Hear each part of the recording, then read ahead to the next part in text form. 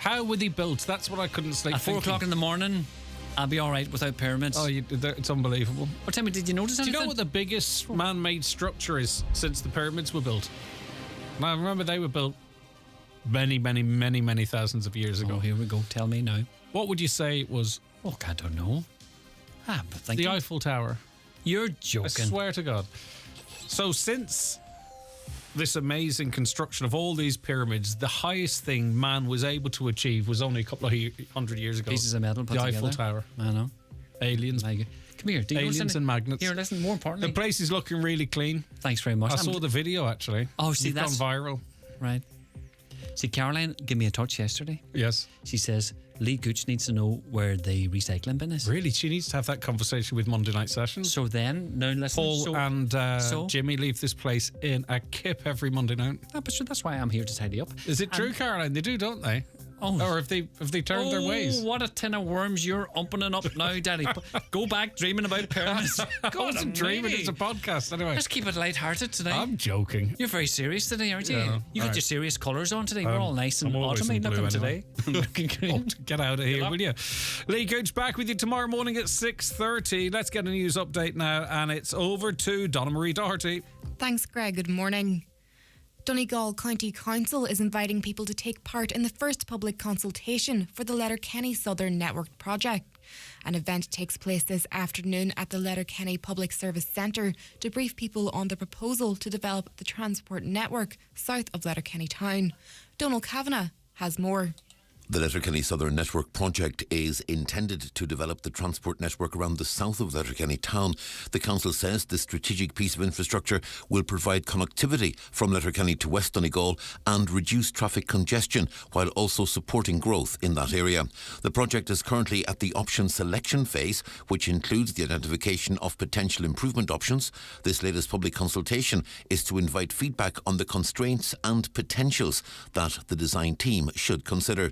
An open event takes place today from 12 noon until 8 p.m. at the Letterkenny Public Services Centre. A public display will then be available at the centre for 4 weeks. More information available on lsnp.ie, and online consultation submissions will be accepted until Thursday, June 15th. Further information and more links on our website, highlandradio.com. One nurse at Letterkenny University Hospital has claimed that staffing levels at the facility are unsafe and inhumane. Donegal Deputy Thomas Pringle relayed those concerns in the Dáil while speaking on a motion on targeted investment in the health service.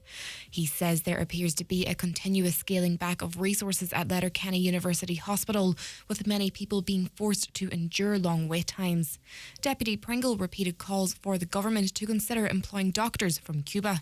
The HSE relies heavily on overseas doctors, nurses and midwives to staff hospitals, and collaboration with Cuba would be a great opportunity for Ireland to address the severe crisis we are currently experiencing in our health service. The government should be jumping at this opportunity, yet the Minister has failed to engage with me or the Cuban ambassador on this issue despite numerous attempts, and despite it being raised here in the House and raised directly with him as well. There is no response. And Montana's governor signed into law a bill which from January makes it illegal for TikTok to operate in the US state. Some politicians have been concerned it could be used to give the Chinese government access to information on American citizens or to push misinformation. The video sharing app says there's no evidence of that. It's expected to challenge the decision in court, arguing it goes against freedom of speech. And now to weather. It has become a mostly cloudy with patchy rain and drizzle developing and extending eastwards throughout the day. Highest temperatures of 14 to 17 degrees with light to moderate southwest to west breezes. That's all for now. We'll be back again with a news update at 10 o'clock. And until then, good morning.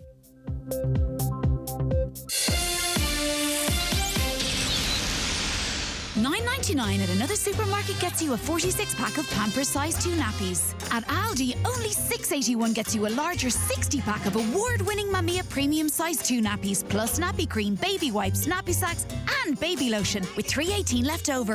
All from Aldi, Ireland's #1 own label nappy supermarket. You won't just like more value, you'll love it.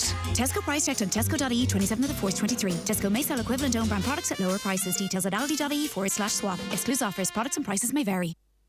The county's #1 talk show, The 9 till Noon Show on Highland Radio. And now, it's time for the talk of the Northwest, The 9 to Noon Show with Greg Hughes on Highland Radio. Hello, good morning to you. Just coming up to 5 minutes past 9 on this Thursday, the 18th of May 2023, and you welcome along to another edition of the 9 till Noon Show. And lots coming up, including, well, we're going to be taking a trip into the garden with Paul, answering all your gardening questions, your potting questions, whether you've got a little balcony or a pot inside the house, or you're lucky enough to have some outdoor space.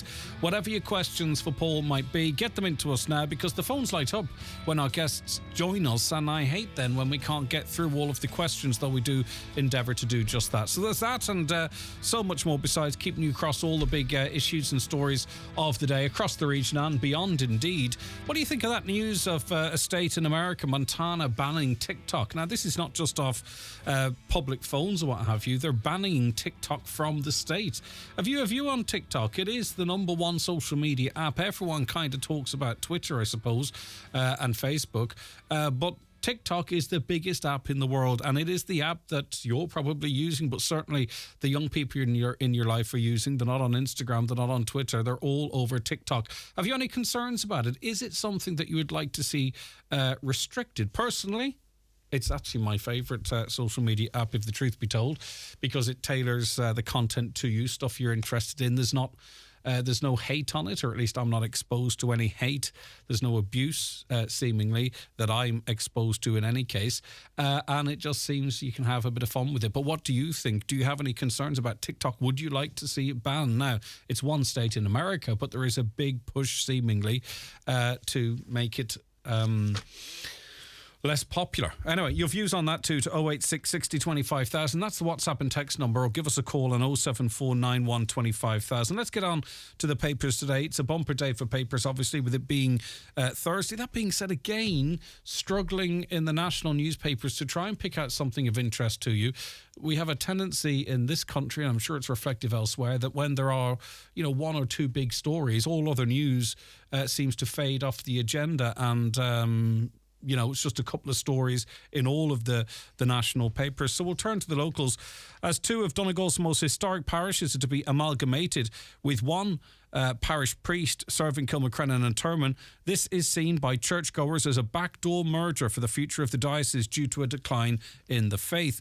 And there is a groundswell of belief that this congregation deserves better, much better, last weekend in what's being described as the bombshell moment for the community. A special candidate Keepaw Parish Priest Vigil will take place at St Columba's Church this Friday evening at 9 o'clock. It has attracted much support, and their newly established committee is calling on all to come along, including people from outside of Kilmacrennan, and also all religious denominations are most welcome. It has emerged that those of other faiths are also deeply disappointed, given that they regard Father Dunn as a personal friend and a confidant. But as I say, and there's plenty of coverage right across the paper, again, the bishop was on this programme earlier in the week, and he said it is a tough decision. He understands that. He understands it's a tough decision for him, for the parish, for Father Dunn, perhaps. I don't know what Father Dunn's position is on this, but he says it is a decision that he felt he had to make, and one that he can't sort of... not one that he won't be going back on. And I did ask him directly, and he says in time will heal. The Donegal News this morning, one of the county's biggest employers is planning major investment at its Letterkenny facility, with confirmation that the company has purchased a significant parcel of land adjacent to the premises. Zeus Industrial Products Ireland Limited, the global leader in advanced polymer solutions, has confirmed that it has acquired an additional 4.6 acres of land adjacent to its current facility on Letterkenny's Business Park Road. Plans for the new development are still to be finalised, but it's thought it could see the Letterkenny plant double in size. On to the Derry news now. Their headline, Derry told to be quiet. Stormont officials have been accused of attempting to bully Derry into silence in the run-up to today's local government elections. Now, if you're listening in the north, will you be voting in the elections? If so, why? Will you not be voting? If so, why not? Get involved in the conversation here. 00353 7491 25,000. Very interested to hear what issues you will be voting on. or not on, for that matter? Is it going to be on the local issues, the council-controlled issues? Do you have one eye on what influence it might have on the re-establishment of a government in Northern Ireland? Are you disillusioned with politics? Whatever your view might be, 086 60 25,000 is the WhatsApp number from the north, of course, 00353 86 60 25,000. The Donegal Democrat today. A Donegal man has been jailed after being caught with over €104,000 worth of cocaine. Mark McGonigal was nabbed with almost 1.5 kilograms of the drug. He was sentenced to 3.5 years in prison, with the final 2 years suspended. On to the Nationals now. And Integration Minister Roderick O'Gorman has rejected the concerns of government backbench TDs and senators, as he insisted asylum seekers would be accommodated at a centre in Inch, County Clare. Local coalition politicians have refused to condemn the protest and back the views of their constituents. Some politicians have also called for an end to the blockade. Mr O'Gorman said the blockade outside the former Magona House Hotel and reports of protesters boarding buses to count the numbers of asylum seekers were entirely unacceptable. He said, I accept people and recognise absolutely that people have the right to protest. I think in terms of the blockade, that goes far beyond what I think is acceptable. It's interfering with people's ability to be accommodated, he said. Often, I know people have preconceptions about international protection applicants. I think when they meet or after accommodation has been established for a while, I think these perceptions fall away. He doesn't seem quite sure about it. If that were the case, and if he truly believed that opinion, surely then you speak to locals in advance. I'm not saying this is what he should do. I'm just saying from his comments, then you speak to locals in advance and you do the tough work before people arrive, rather than saying once we put people in situ, you get to meet them and everything will be okay. Yet he insists on not giving any forewarning or any consultation in advance, but presumes everything will be okay after the fact. He said reports of protesters boarding a bus leaving the accommodation centre and counting the number of people on board were absolutely unacceptable. Fianna Fáil TD Cathal Crowe said locals had legitimate concerns that had been well expressed at meetings. I don't agree with the approach at the road at the moment, he said. I wouldn't call it necessarily a blockade. When I was there, it wasn't a blockade. And that is ongoing. And the people of Inch and Clare say they will stick at it for just as long as it takes. There's also some new figures as it relates to new arrivals into Ireland in the Irish Times today, so not unconnected. The number of people entering Ireland having lost or destroyed their travel documents has fallen significantly amid accommodation shortage for asylum seekers, and after tougher enforcement measures were introduced, including, which I saw myself, the security stand at the door of the plane effectively to make sure you have documents with you. But the figures here, some 780 people presented at Dublin Airport in the first quarter of this year without passports.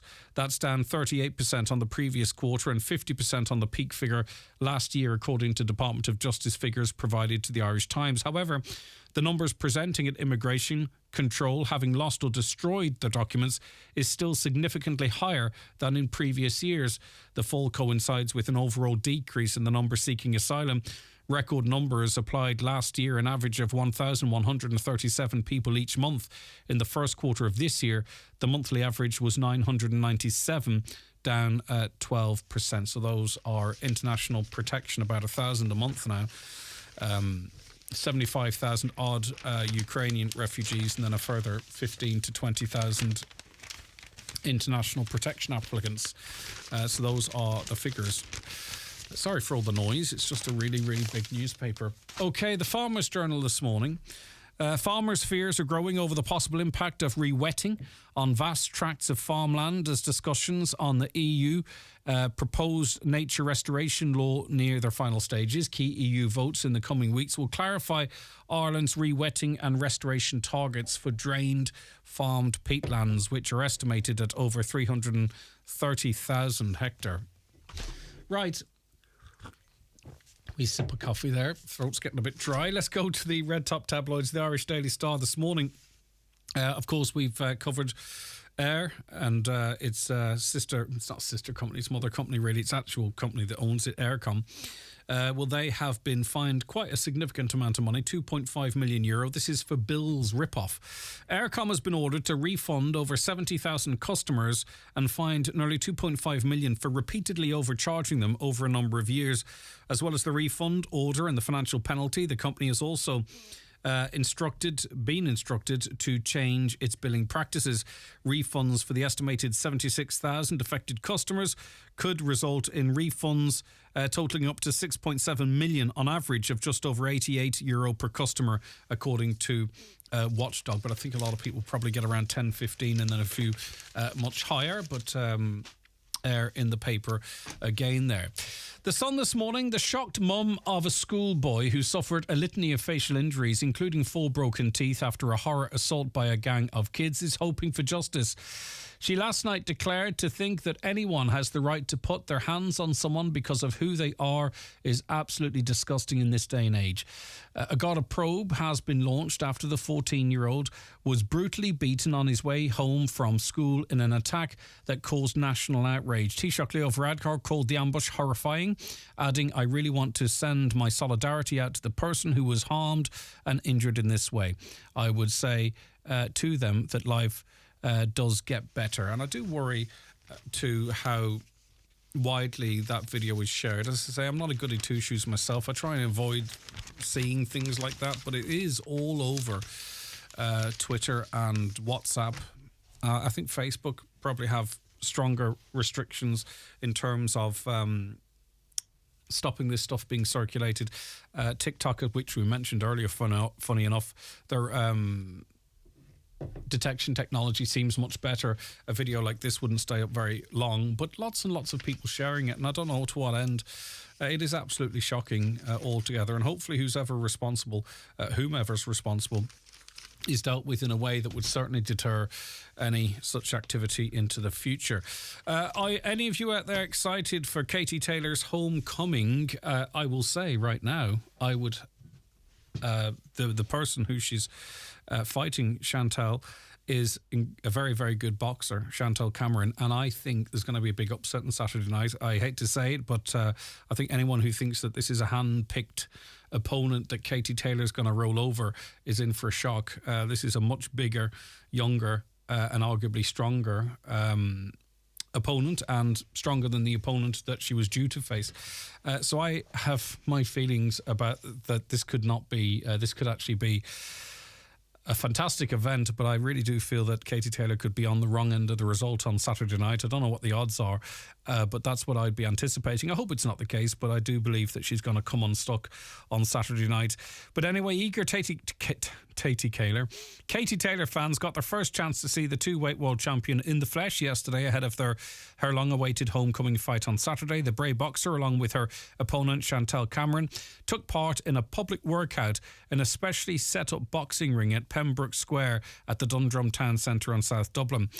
Fans gathered in the sun from as early as midday to watch the undercard fighters be introduced and work out before Katie took to the ring at around 2 p.m. Saturday's bout in the almost sold-out 3 Arena will be the first time in her professional career that the Olympic gold medalist will fight in her native country, and there's thousands of people. She had a filled Croke Park, and she will in September, regardless of the outcome on Saturday, but the ticket prices for the 3 Arena are just off the charts altogether. Crazy stuff. What do you think? How do you think that's going to go? 086 60 25,000. And finally, in the Mail this morning, many of them are phrases and words from the world of business or borrowed from our friends on the other side of the Atlantic. But what they have in common is that they are becoming more than a little annoying. And most disliked of all, apparently, is the expression going forward. Okay, so they've got a top 10 list of expressions which annoy people. So we want you to add to this list, okay? For a bit of fun this morning. So the phrases that we hate according to this survey are as follows. Number 1, going forward. So going forward, we're going to have to make some changes. I always get conscious now, are any of these the ones that I use? Because I know I do repeat myself a little bit to the annoyance of some listeners. But anyway, so going forwards, number one, no disrespect. But now when someone says this to me, it means they're just about to disrespect you. 3 is like, as a filler. So like, I went to the shop, like, and I bought this. Number 4, I wanted to reach out. I don't come across that one too much. Number 5, I'm not going to lie. I think I might be guilty of that one.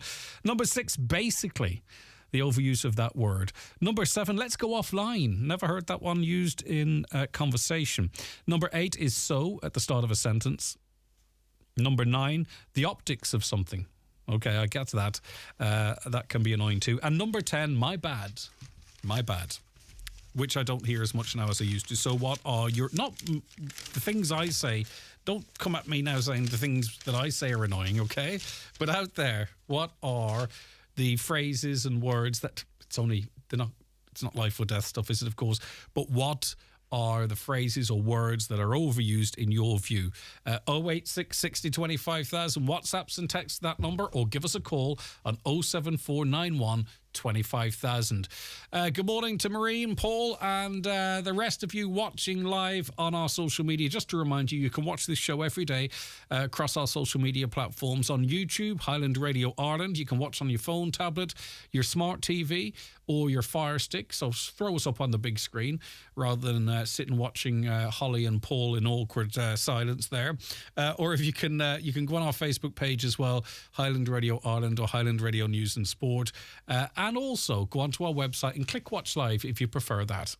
The newspapers are courtesy of Kelly Centra Mountaintop Letterkenny, the C-Store National Large Forecourt of the Year for 2022. The 9 till noon show is brought to you by Letterkenny Credit Union, offering low-rate car loans with fast approval. Apply online at letterkennycu.ie or in office today.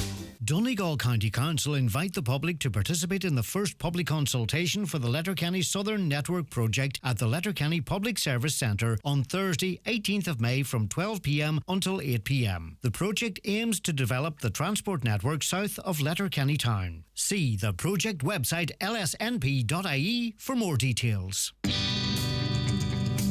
At Screwfix, we've got low prices to make you go wow! Like the Triton Enrich Electric Shower at just $73.95. And the Irwin Jackwood Saw for only $7.95. Get trade essentials at wow prices at screwfix.ie or in over 30 stores. Screwfix, the choice of champions. While stocks last, prices valid until at least 4th of June. Visit screwfix.ie for T's and C's, delivery charges and restrictions. I've just had the Eclipse Cinemas experience. Wow, they truly have taken a night at the movies to a whole new level. Amazing recliner chairs, director's lounge VIP rooms, pizza and hot food served to your seat. Have a glass of wine and enjoy the film on the big screen. Try it for yourself at Eclipse Cinemas Bundoran and Lifford Strabane, where the stars shine brighter. By the way, the pizzas are amazing. You can book your seat anytime at eclipsecinemas.ie. Transform your garage with an electric roller garage door from Garola. It's time to modernise with a fully fitted roller door from just €997. With 21 colours to choose from, we'll even take your old garage door away. Book your free survey today. Call 1800 827 515 or visit garola.ie. Highland Radio time checks with Expressway. Travel Route 32 from Letterkenny to Dublin when you book online and travel for less. Expressway, bringing you the time at... The time's 23 minutes past 9. Right, can we all agree, or do we all agree that vaping is a problem, particularly amongst our young people? There's no doubt there's lots of people who are former smokers that switched to an electronic cigarette or some sort of a device like that, and it was the first thing possibly that weaned them off cigarettes and kept them off them successfully. They aren't without risk, but the risk, we're told, are much less than smoking. But there is a huge population out there, and particularly young people, and you'll see them yourself, who never smoked and have started vaping, and they buy these lovely, brightly coloured, nicely flavoured vapes, and they're spending a fortune in some cases. You know, some of these disposable vapes, it can cost €40 or €50 to keep them in supply for a week, depending obviously on how heavy you use them. So we've got a whole new group of people coming through who never smoked and now have a very serious nicotine addiction. Now, nicotine is incredibly difficult to get off. And we've seen what's happened in Australia, haven't we, whereby they are making vapes only available, really, or electronic cigarettes, as a prescribed kind of a device. Do you know what I mean? They're moving forward like that. And the main reason they're doing it is to stop this thing of young people vaping. Now, the reason I'm talking about this is because we're joined on the programme now by Councillor Michael McBride, who is the chair of the Donegal Education and Training Board. And congratulations on that position, Michael. Obviously, we're talking about vaping amongst young people, and most young people are in school. Is it a big problem in the county schools as far as you see it? Yes, Greg. Good morning to you and all the listeners. I sit on the board of Mulroy College, and at our last board meeting, the issue came up, and we had a discussion on it. And it seems that in the secondary schools, there is a major problem now with vaping.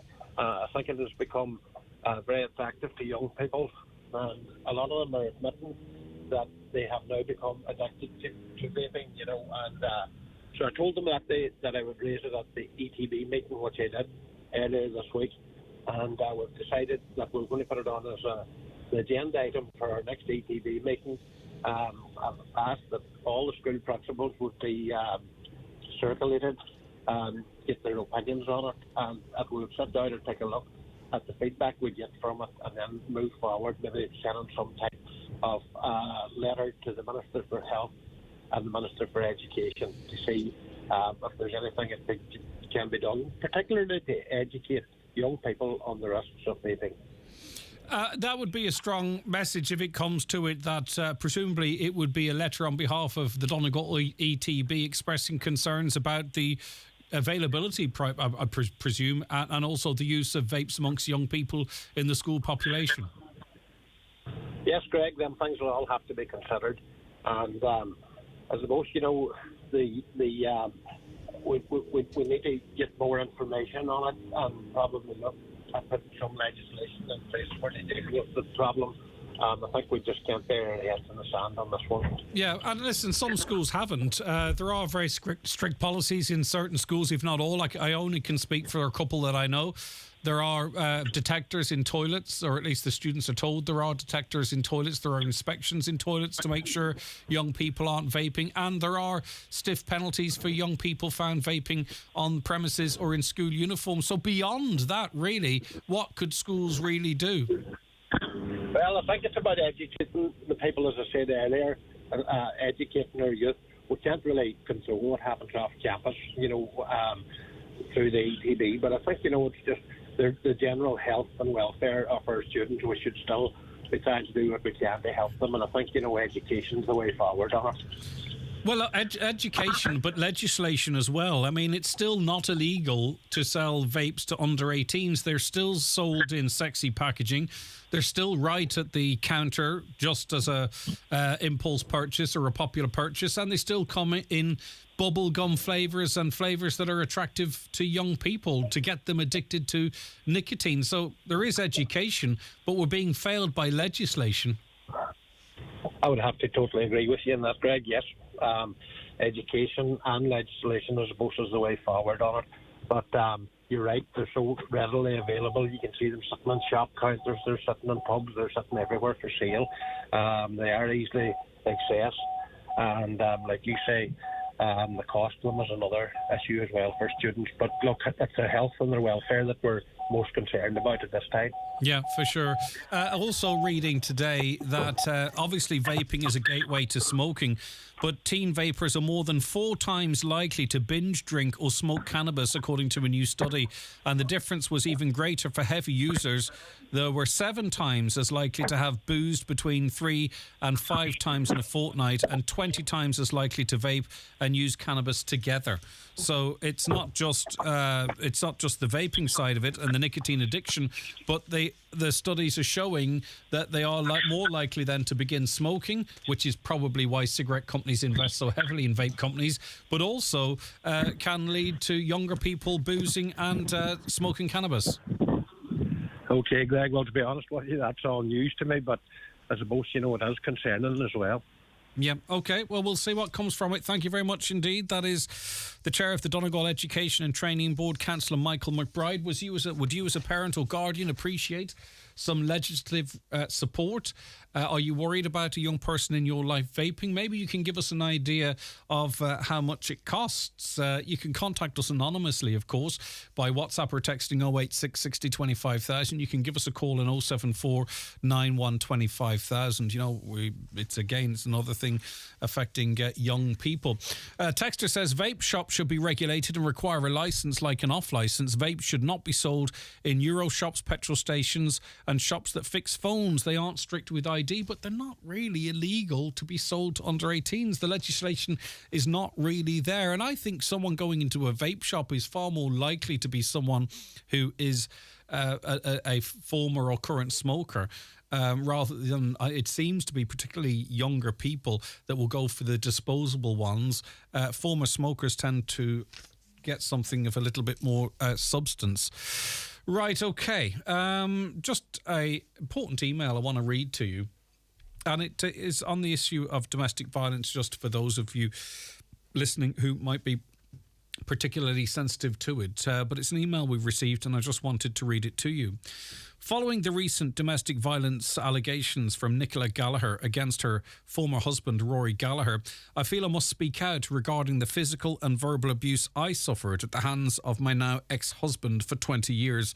I'm actually trembling writing this. I found myself doing what other victims are still doing. I hid indoors when my bruises were visible, and if I had to go out, I lied as to how I got the injuries. I deeply regret doing that now. To this day, my family do not know the full extent of the abuse. The abuse started not long after the marriage and long before I turned to drink to help me. It didn't. I had restrictions at the time as to why I felt I could not turn to the guards. I did finally take out a safety and protection order against him, but that in itself was a very dangerous time for me. He was in court when I answered the judge as to why I had applied for the order. I also had to return to the same house as him that day. I did not use the protection order whereby I had an option to phone the guards. One of the last times he physically abused me, he had put me on the floor in the hallway. He kept kicking me. I begged him to stop and said, "You've broken me. You have broke me." It's taken me a long time to try and build up my confidence and self-esteem, but I relived the trauma before every family gathering, grandchildren, etc. I will echo the words of Nicola Gallagher. Report the abuse. Record the abuse. You think by not doing so that you are protecting the children. You are not. You only end up protecting the abuser. Talk, tell, trust in someone is that email coming in from a female victim of domestic violence. Watch the show live now on YouTube, Facebook and at highlandradio.com. The 9 till noon show is brought to you by Letterkenny Credit Union with monster loans available up to €60,000 for all occasions. Visit letterkennycu.ie. Hello, I'm David Foley, medical herbalist. Are you suffering with stress, anxiety, and insomnia? Then ask for Irish Botanica Peace and Calm, a traditional herbal remedy. Irish Botanica Peace and Calm has a naturally relaxing effect, ideal for stress, insomnia, jet lag, and pre-exam anxiety. Call us a natural way, Letterkenny Shopping Centre for more information. When a long week leaves you longing for adventure, swap your work days for waterways and paddleboard along the tranquil waters of Lough Derg, or go with the flow as you cruise along the Shannon. For more short break ideas, visit discoverireland.ie. Book early for the best value and keep discovering. Why leave all the magic moments or great scenes you've captured on your phone sitting there or in the cloud when you can have them printed at McGee's Chemist? Using the McGee's app or one of the in-store kiosks, you can upload your photos from your phone, Google Photos, Facebook or Instagram and have them printed instantly within an hour or in by 10 and ready by 5. See mcgees.ie for more details. Hold your memories in your hand with McGee's Chemist, Letterkenny. Don't waste time. Have your say on the National Waste Management Plan. This plan, by the local authorities of Ireland, sets out a path for our transition to a circular economy to reduce pressure on our natural resources, increase reuse, repair and recycling, and promote sustainable growth. We want your view on Ireland's plan. Go to mywaste.ie. Now, we heard earlier in the week, and again, I'll stress, I think it's really worth listening back to. We heard from three ladies involved in supporting people who are struggling, primarily in terms of providing food for people who can't afford to feed themselves. And one of the things that sticks in my mind was that people in the past who were donators to food banks were now finding themselves in a situation whereby they were having to ring those food banks for assistance. And many hundreds, in the high hundreds of families are in Donegal alone, just Donegal alone, are helped consistently in terms of food. Now, the difficulty for a lot of these food banks is sourcing food, because obviously it's getting tight for everyone, so maybe there's less donations, but also their money that they receive, the donations, and there were some generous donations after our piece earlier in the week, but the donations of money to purchase food doesn't go as far because of the price of food, so it's you caught every which way. So those were two services in different parts of Donegal, and then we spoke to a lady who sort of oversees much of that. So we're going to go to Letterkenny now and sort of try and get a sense of what the situation is in Donegal's biggest urban area. Fintan McGrath is a volunteer, like all of the people that work in this area are volunteers helping people. He's a volunteer with We Care Letterkenny Food Bank. Fintan, thanks very much for joining us. Good morning, Greg. Right now, the guests we had earlier on the week were talking about a significant increase in demand for their services, and that demand coming from different cohorts of people that perhaps weren't seeking assistance in the past. What's the story at We Care Letterkenny Food Bank? Well, in recent weeks and months, Greg, we've seen a marked increase in the number of people coming to our door. And to the extent that right now, unless we receive some food donations urgently, we're going to struggle in the next few weeks to supply those food items to people who rely on that food when they come to us every 3 weeks. So the food supply on our shelves has been depleted big time, and we just urgently need donations for food and cash, if people can give us cash to buy food. It's just that it's a never-ending increase in the number of people and families coming to our door. Now, last week, I understand 60 families sought help. That's a lot of families. That's not 60 individuals, that's 60 families. And these are families coming from with all different kind of backgrounds and employment situations, Fintan. That was in just one day, Greg, not in the week. I beg your pardon. Day. Okay. But you're seeing working families seeking help as well, aren't you? Well, we don't analyse whether when people come to our door, we ask them we have to get some basic information from the people. We don't know whether they're working, whether they're on benefits, we don't know their personal financial situation. We just know that they've come to us for help, and we never refuse people. So as I said, we're a voluntary organisation. We rely 100% on donations. We're not state supported, and unless we get a supply of food from businesses, and that's been difficult in the last several months as well with the businesses, because we have a certain amount of frozen foods, but they're completely depleted. So we're relying fully now on the non-perishable sector for people to donate food to us, non-perishable foods, to give it out every week. And when you talk about the relationship with businesses, are businesses themselves struggling and unable to donate as much as they might have in the past? Is that what you're saying, Fintan? Well, we believe that maybe the supply chain for some of these businesses has been streamlined, so they don't have as much excess food to give us. That's just a normal fact of life in business. So they give us whatever they can, and we're able to source that food from various businesses around the town and the region. Okay, so but, as you mentioned, sometimes we get quite a bit, but other times it's not a lot. Yeah, as you mentioned, in one day last week, 60 families sought help, a big increase again this week, over 40 families seeking help. So, you know, it's you don't have unlimited resources. So, what are the shelves emptying of? Is it the staples like tinned stuff, you know, rice, that kind of stuff? The basic food for the pasta, rice, tinned vegetables, tinned fish, tea, sugar, cooking oil, tinned fruit, all the basics that people would normally put in their shopping basket each week. Mm-hmm. It's said I've never seen the shelves as empty as they are at the moment. So that's why we're putting out this urgent appeal for people, if they can, to donate food for us. Right, and it is an urgent appeal because, as you've said yourself, as much as you would try to avoid it, you could find yourself in a situation where people are coming for food and you might be struggling to meet their demands. So how can the public help? What's the best way for people listening to this if they wish to call in to the food bank, which is beside Alfie Green's shoe shop in Letterkenny? What is the best way for people to help? Is it to drop off goods? If so, what stuff? Or is it cash donations? Well, it could be a combination. If people want to give us cash, that would be exception. That would be useful as well. But we're based behind Alfie Green's shoe shop down the laneway on the main square, and we're open every Tuesday and Friday between 11 o'clock and 2:30.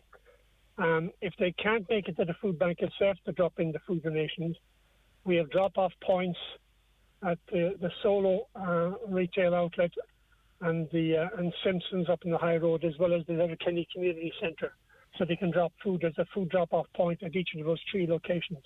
Or else, if alternatively, they can give us a call on 087 147 1325. That's our phone number. Or go on to our website at We Care LK Food Bank, and they can contact us over on our website. So we're available to pick up food. If people can't drop the food into us, we can arrange for one of our volunteers to go and collect it. Fintan, I know, and it's clear from the way you're speaking that you're very keen to respect people's privacy, and I get that, but I think it might help if we get as much of an understanding of what we're talking about here as is possible. We're talking about families coming with nothing, but they have young children. They're unable to put food on the table, and they come to the food bank in order to feed their children. It's a basic food poverty situation. If people haven't got enough money to support themselves, to pay their utility bills, to pay their rent, whatever their financial outlays may be, they need to put food on the table, and we're there to support that. We never refuse a person when they come to the door. So there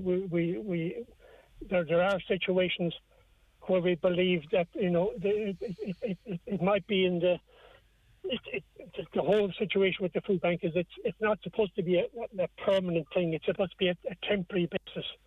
But we're finding more and more that people are coming to rely on the food bank because they cannot afford to put food on the table, and we're there to help that situation. Right, so the premises beside Alfie's Green Shoe Shop is open Tuesdays and Fridays between 11 and 2:30 p.m, I believe you said. So donations or food can be dropped off there. And just remind people again, because as you said yourself, this is a desperate plea here for assistance because the shelves are emptying. Just remind people again where they can drop stuff off or how they can donate outside of those opening hours. We have 3 drop-off points. We have got a Solo, the retail outlet, down in the next to the community centre. Also inside in the community centre, we have a drop-off point. And Simpsons up on the High Road, they've also got a drop-off point for us. But as I said, if the people can't come to us, we can go to them to collect the food. Our phone number again is 087 147 1325. And we will come. One of our volunteers will come out and collect the food from you. Okay. And Fintan, you get no state support, and this is a country at the moment, we're told, awash with money, but there is no direct support to you from social services or the state at all? This is all done through donations, fundraising, and voluntary effort. We get a bit of food donation from from Food Cloud, but basically all the food the vast majority of the food we give out, we collect from businesses, from personal donations. And as I said, this is people are trying to work out what a better long-term solution might be for this food poverty situation. But right now, our immediate concern is we need to get food in to give people week in, week out.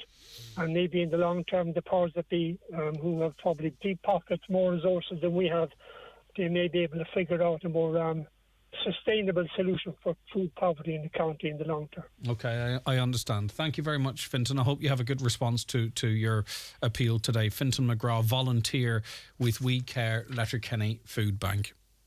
The 9 till noon show with Letterkenny Credit Union. Simplify your debts with a debt consolidation loan from Letterkenny Credit Union. Call us on 074 910 2126 or apply online via our app or in office today. Go full Lidl with big deals on XXL packs, like 25% extra Irish Board Bia approved XXL Glensala back bacon, only $2.39, or 33% extra XXL frozen fruits pack, just $2.79, or 2 + 1 extra XXL pizza speciale for a small $2.99. Go on, shop without compromise. Go full Lidl today. Shop LK at Brian McCormick Sports and Leisure, Main Street, Letterkenny. New, fresh colours in women's sportswear from Nike and Under Armour. Get that new look with some bright colours. Quarter zips with t-shirts and fitness bottoms. Match it up with some new arrivals in our footwear for women. Brooks, Hoka, and On Running gives you a unique comfort sensation. View our new arrivals. Click on bmcsports.ie for your free delivery. Imagine a device so innovative, you're... Accept cookies? There is a device so forward-thinking, you... accept cookies? A device that is so modern, you... Accept cookies? Now imagine a technology where cookies don't get in the way of your advertising. Welcome to radio. Advertising that's cookie-free. Visit radiocenterireland.ie to see what radio can do for your product or brand. National Heritage Week returns from August 12th to 20th, and this year celebrates living heritage. Organise an event by exploring and sharing the traditions, crafts and skills passed down through generations in your family or community. Visit heritageweek.ie for more. National Heritage Week supported by the Local Authorities Heritage Officer Network and the Department of Housing, Local Government and Heritage. Now, a comprehensive survey of over 1,000 secondary school students by StudyClicks, Ireland's most popular online study tool, has revealed that social media and phone use is causing havoc with their ability to focus on study or concentrate on exam preparations. This is a big sample size, 1,000, much greater than you might see, or at least equal to that you might see for the likes of political parties, popularity type things. So it's pretty representative. Luke Saunders is CEO of StudyClicks. He joins us now. Good morning, Luke. Morning, Greg. Thanks for having me on. No, it's good to come on the show. Right, okay, so when was this survey conducted and how? Yeah, it's pretty recent. It was only last week. So what we did was, StudyClicks has over 200,000 students using it, and we put out the survey, which is something we do every year, and the numbers I'm talking about are based on 1,065 students who took it last week. And we asked them a range of questions to do with the impact of social media on their lives, and also more topical things like the cost of living crisis and how they perceive that and the effects it's having on them. Some really interesting results. And I think what's especially interesting for me is to see trends over time, because we ask some of the same questions year after year. And one of the things that jumps out this year is that the trend of increasing phone use has continued to go upwards. One of the things we ask students to do is to open the screen time app on their phone. So the numbers that they give us back are reflective of reality. And what we found was that more than 1 in 3 students are using their phone for 4+ hours per day. And it's probably not news to a lot of people, but that, if you just stop and think about that, put a number on it, yeah. It's pretty high. And then a further 16% are 6 hours plus. So I think the main effect of this on students is, something has to give in the day. There's only 24 hours in a day. And I think often it's sleep. They're not getting enough sleep when they're trying to balance their study, their phone use, time in school, traveling to school, etc., etc. But in relation to the screen time, it's quite interesting in that there's an awareness of its impact on them. Do you know what I mean? So, yeah, which absolutely. I think it's interesting. It's not like casual, and you're trying to pick out the issue here. They're aware that they're probably spending too much time on their phones, and then probably looking to us to say, "Well, help us here." For sure, yeah, and that was borne out in the results. 4 in 5 students, 83%, said that they worry about their phone use, that they use it too much. So I think, you got to remember all these apps that they're using, like Instagram, TikTok, Snapchat, YouTube. They're all designed to keep you on the app. So it's no surprise that students are staying there. It's kind of like you go into a rabbit hole of looking at one video, flicking to the next one. I think parents out there, what can you actually do to help your child? I think the first thing, and I often go out to students when I'm talking about study clicks and give them advice. And I think when you're talking to 17, 18-year-olds, as a parent, you can't, take a hardline approach where you're saying maximum of 2 hours per day or whatever. I think the best way to do it is to actually help them help themselves. And the way I suggest to do that is get your child to take out their phone, look at the screen time app, see how much they are using it, and just be aware of that. That's the first thing, to acknowledge that, look, it probably is a little bit high. And then I would always recommend to students, particularly if they're trying to study, there's lots of distraction blocker apps out there. The one that I always suggest to students is called Forest app. And what this does is, if a student is studying in little 25-minute segments, you turn on Forest app, you set the timer for 25 minutes. And if you don't use the phone for those 25 minutes, it plants a little tree on the app. And then if you do get distracted during it, one of your trees dies. And it kind of gamifies the habit of, healthy use of your phone, and gives you time to study. And at the very least, it focuses your mind and the conversation on how much screen time, so you can see that the multi-faceted benefits of that. And the great thing about this survey too is we can drill down on a county by county basis, and you've been good enough to pick out the Donegal stats for us. You asked the question, how much has social media with short form videos impacted your concentration or ability to study? 68% is the Donegal average, which is higher than the average of 54%. Yes, yeah, and we saw some variability in this one, because the thing is, when we look at what are the most popular apps, joined first place, Instagram and Snapchat, and then TikTok close behind. And as I said already, these apps are built so that they're going to keep you on the app. They don't try and get you off the app, obviously, and that has its effect on students' ability to concentrate or study. Because often what I find when I talk to students is that they might be sitting down to study Macbeth or whatever it is, or do their maths questions. They have a constant stream of inbound messages coming in on Snapchat or WhatsApp or so they're constantly being pulled away from what they're trying to concentrate on. And there's the fear of missing out as well. And the apps are designed to make you feel like the next time you're opening it, you need to see what the first video is or the first reel is.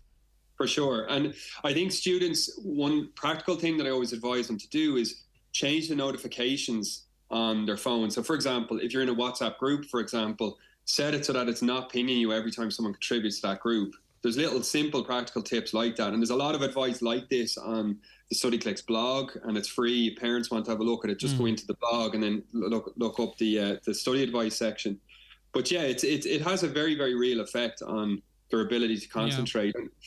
One of the aspects that I thought was quite interesting when you drill into the Donegal statistics is we looked at a lot of cost of living type questions, and it seems to me from the stats that there's the effect of the cost of living crisis has a greater impact in Donegal versus the national average. Mm-hmm. And simple things like we asked the question about, do you think the cost of living crisis will influence where you decide to go to college? And Donegal students, 55% said yes, it will. And I suppose it's no surprise that a county that's further away, but than Dublin or Cork or whatever. Mm-hmm. But it's having a real impact. Oh, for sure. And it's kind of interesting too, because it does tally with the fact that we in Donegal have the lowest income levels and the lowest disposable income levels. So, and also a couple of questions here, and I'll tie them in with one question to you. Have you ever given up sports pastimes to focus more on schools? 73% in Donegal, yes. The national average, 65%. How concerned are you about the cost of living? Very concerned, 73% in Donegal, 64% nationally. I'm not sure if it's always been the case, but there's a strong awareness of what's going on amongst the young people. You know, they're not insulated anymore. Maybe they weren't in the past, I don't know. But these figures probably tally with what you might hear from the fully grown adult population. Do you think the government are doing enough to address the rise in cost of living? 91% think the government are not doing enough. So, as I say, there's a great awareness amongst young people about the state of the country. I'm not sure if that's a good or a bad thing at this point, Luke. Yeah, like I think the internet has made students and young people, like when I was in school, I wasn't kind of buying the Irish Times or the Irish Independent every morning on the way to school. But when you have, all your apps on your phone, you've got, there's news coming in via, like, if you're on TikTok last week, it was all about King Charles's coronation. Like, students are not insulated from news in the way that probably we were. They get it from a different. They're getting it from a different place, really. I think they're getting it from a different place. So so it doesn't surprise me that they're very strong opinions. I think the one change since social media has become the main source of news is that the viewpoints and the opinions are really, really polarized, right? So they'll have very extreme opinions, like, the government definitely aren't doing a good enough job, or, the cost of living crisis is out of control. It tends to be more probably polarized, when probably the reality falls somewhere in the middle of both sides. Yeah. So back to screen time. I think I'm not sure it's effective to say, right, phone down, let's do this. I think it's about having a conversation, using details like this and say, look, at your peers realise the struggle too. You want to do well and you're leaving. You want to maybe pursue whatever your passion is. We're going to have to talk about, your screen time interfering with your concentration way forward, isn't it? I don't think ruling with an iron fist necessarily. It might work for some, but I think it's obvious that there's a great awareness amongst young people, and maybe our best approach is to produce statistics like this and say, look, it's the same for everyone. What should we do you think, to give you the best chance of achieving what you want to achieve in your studies?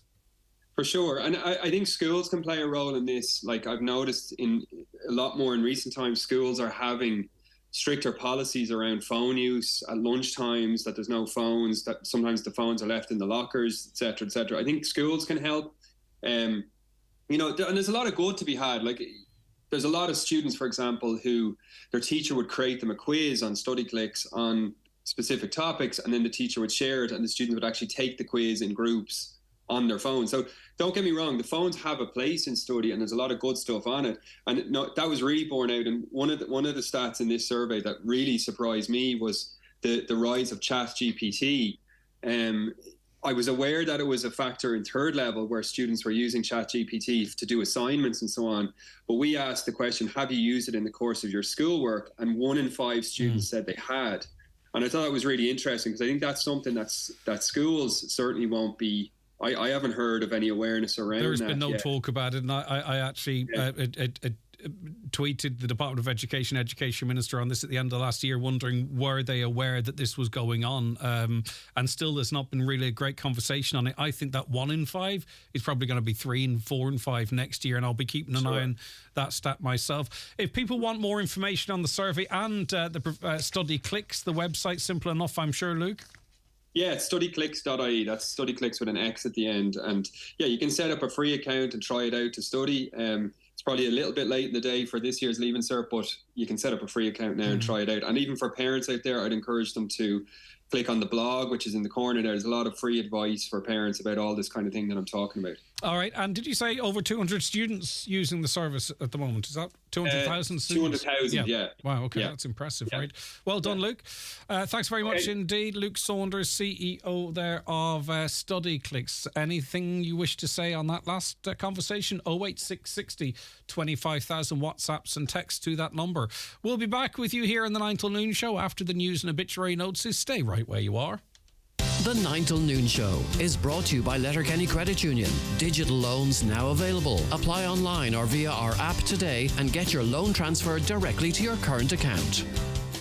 At Centra, feel good and shop smart with great offers this week. Like Centra Fresh Hours strip loin steak 360 gram only $7.50. Kitten Soft toilet tissues 16 rolls and Fairy all-in-one dishwasher 60 tablets only €10 each.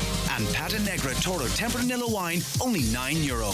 Centra, live every day. Enjoy cold sensibly. Growing concern over farm re-wetting. For more in your Farmer's Journal, here's Paul Mooney. Just weeks before a key vote, farmers have virtually no information on how re-wetting will impact their farms. Last minute push for suckler scheme places. Call for tax breaks for farmers selling old farmhouses. Tension over higher cost of genotyping for suckler farmers. And don't miss our step-by-step sheep guide on how to maximise your grant aid. All in this week's Irish Farmer's Journal, your media brand of the year. If you've been the victim of a crime, it can sometimes feel like you've been left in the dark with nowhere to turn for answers or support. But help is always available, no matter who you are or what your background.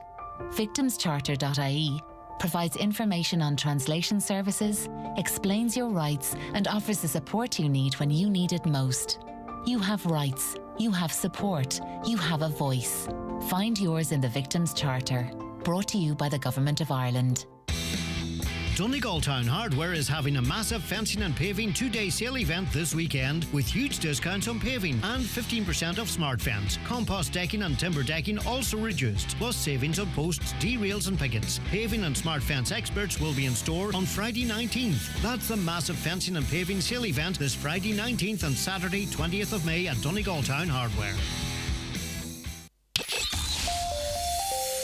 Live, on air, online and on the Highland Radio app. This is Highland Radio News. Good morning, it's 10 o'clock. Donald Kavanagh at the news desk. Voting has opened at polling stations across Northern Ireland for the local government elections. Voters will choose 462 councillors across 11 local authorities, with counting taking place tomorrow and Saturday. The elections were delayed for a fortnight due to the coronation of Britain's King Charles. The DUP was the largest party at the last local elections, with 17 more councillors than Sinn Féin. Belfast-based journalist Amanda Ferguson says that could change this weekend. Who will be the largest party? Will Sinn Féin eclipse the DUP as it did at the Assembly elections last year? The next thing to look out for is a battle within unionism. The verdict on the DUP's action of boycott and stormont. Will it play well for the DUP? Will they lose votes to the TUV? Will the Ulster Unionist Party be rewarded for its position? The Minister for Integration says he doesn't want asylum seekers sleeping in tents on the streets to become normalised. According to the latest statistics from the Department of Integration, 487 asylum seekers are homeless. 3 new locations will open in Dublin in the next week, accommodating 350 international protection applicants. Minister Roderick O'Gorman says he hopes to reduce the numbers who are currently sleeping rough. We don't want that to be something we become accustomed to, and that's why we're working to, in the first place, provide that additional accommodation over the next week so we can reduce those numbers and look to see what other solutions we can bring forward so people aren't sleeping in tents, because we know the risk that people face when they're rough sleeping. 1 person has died and 2 others have been injured in Russian strikes in the Odessa region of Ukraine. Kyiv was one of the targets, but Ukrainian officials have said most of the cruise missiles were shot down. Loud explosions were heard in the capital. However, it's thought that falling debris did cause a fire in a non-residential building. Donegal County Council is inviting people to take part in the first public consultation on the Letterkenny Southern Network project. An event takes place this afternoon at the Letterkenny Public Service Centre to brief people on the proposal to develop the transport network south of Letterkenny town. With more, here's Donna Marie Doherty. The Letterkenny Southern Network project is intended to develop the transport network around the south of Letterkenny town. The council says this strategic piece of infrastructure will provide connectivity from Letterkenny to West Donegal and reduce traffic congestion while supporting growth in that area. The project is currently at the option selection phase, which includes the identification of potential improvement options. This latest public consultation is inviting feedback on the constraints and potentials that the design team should consider. An open event takes place today from 12 noon until 8 p.m. at the Letterkenny Public Service Centre, and a public display will then be available for 4 weeks at the centre. More information is available at www.lsnp.ie, and online consultation submissions will be accepted until Thursday, June 15th. Midlands North West MEP Maria Walsh is travelling to Letterkenny tomorrow in a bid to get more women involved with politics. The Power of You in Politics at the Central Library at 7:30 tomorrow night is the second in a series of roadshows. Ms Walsh says the level of women's involvement in politics does not reflect modern society. What we do know from research is we would need at least 1,000 women right across the country to run in the local elections if we are going to reach 30% next year. And we would need at least 250 women in the general election if we were to reach a similar quota. And we are nowhere near that right now. As I mentioned statistics earlier, we are not reflective of our community, and you can see that in policy. Legal concerns have been raised about the creation of a domestic violence register. The family of Jenny Poole have been campaigning for such register after she was stabbed by her former partner in Finglas, Dublin 2 years ago. The mother of two didn't realise he had a history of abusive behaviour. Her brother's been campaigning for a domestic violence disclosure scheme to be called Jenny's Law, but disclosing someone's past may invoke constitutional and fair procedures rights, according to documents which have been seen by the Irish Independent.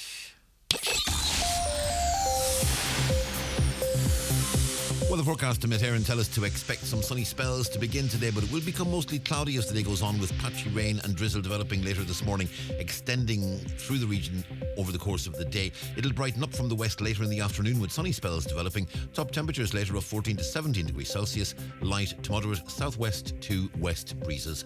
And that's Highland Radio News. We're back with news again at 11 o'clock. Until then, from the news team, have a very good morning. The obituary notices this Thursday morning, May 18th. The death has occurred of Margaret Maggie Kelly, ní McCluskey, Upper Tevick Moy, Stranorder, and formerly of Blairstown, Castle Finn. Remains reposing at her late residence this afternoon from 4 p.m. Rosary each night at 9 o'clock. Funeral leaving from there on Saturday at 1:15 for Requiem Mass at 2 p.m.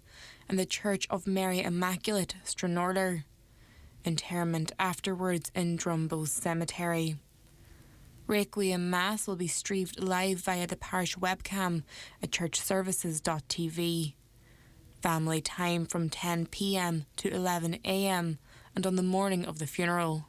The death has occurred in Livingstone, Scotland, of Anna Mitchell ní McCarran, Mina Tochin, Dunlow. Funeral Mass will take place in Livingstone on Thursday, the 25th of May. The death has occurred in Castlemilk, Glasgow, of William Burke, formerly Monfad, Newton Cunningham. Prayers will be offered on Saturday evening at 6:30 p.m. Mass in All Saints Church, Newton Cunningham. Mass can be viewed on newtoncalais.parish.com. Funeral will take place in Glasgow on Tuesday morning at 10 a.m. with cremation afterwards. The death has taken place of Brendan McCrossan, 68A, Curly Hill Road, Strabane, reposing at his late home. Family time please from 11 p.m. to 10 a.m. Funeral from his late home tomorrow morning, leaving at 9:30 a.m. for 10 a.m. Requiem Mass in the Sacred Heart Church, Derry Road, followed by cremation at Lakelands Crematorium. Family flowers only please, donations if desired in lieu, to Foyle Hospice, care of Eugene McDade at McLaughlin's Funeral Directors, Dungiven. The death has taken place of Anna Rita McLaughlin, Ballylosky, Carndonagh. Anna Rita will be reposing at her home today from 11 a.m. until 10 p.m. Funeral Mass will take place at the Church of the Sacred Heart, Carndonagh, tomorrow afternoon at 1 p.m, followed by cremation at Lakelands Crematorium, County Cavan on Saturday afternoon at 1 p.m. Family flowers only. Donations in lieu of flowers to the Donegal Hospice, care of any family member. Funeral Mass can be viewed live on churchmedia.tv. The death has taken place of Angela Kelly, Coolboy Letterkenny. Remains are reposing at her home. Requiem Mass in St Columba's Church, Kilmacrennan at 11 a.m. tomorrow morning, followed by interment in the adjoining cemetery. Reposing at her home from 11 a.m. to 10 p.m. today. Family time on the morning of the funeral, please. The death has occurred of William John McLaughlin, Drummadooey, Burnfoot. Reposing at Murphy's funeral home today from 4 o'clock until 5:30, followed by removal to St Murray's Church, Fawn, arriving at 6 o'clock to repose overnight.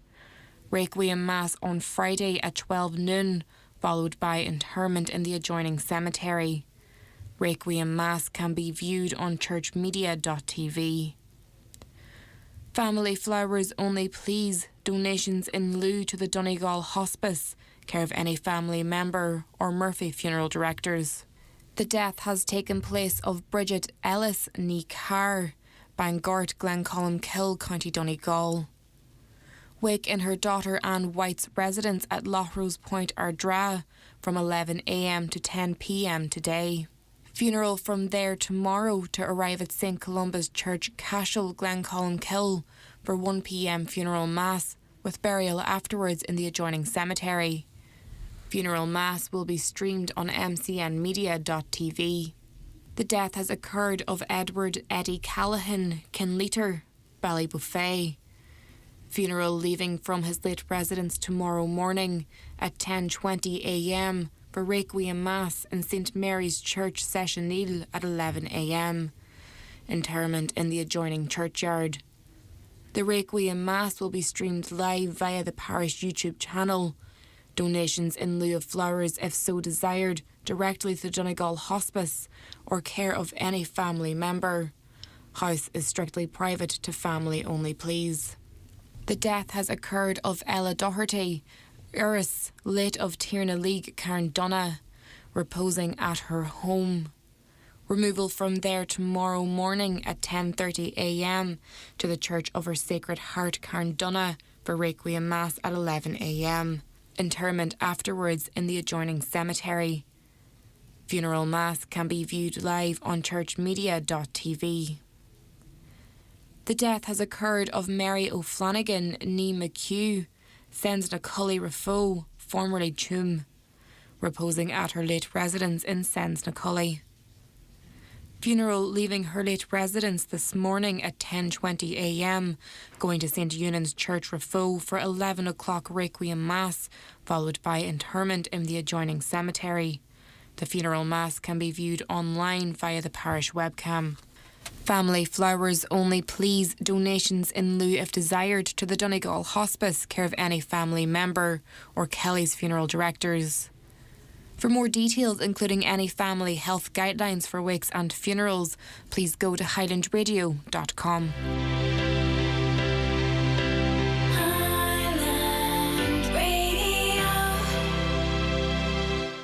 Juliet, thanks for waiting there, because I'm back with a banger of a car and home insurance quote for you. Jules, my sis lives near you and the potholes are a nightmare. They just are. Why is it so hard to get a good deal on simple car or home insurance?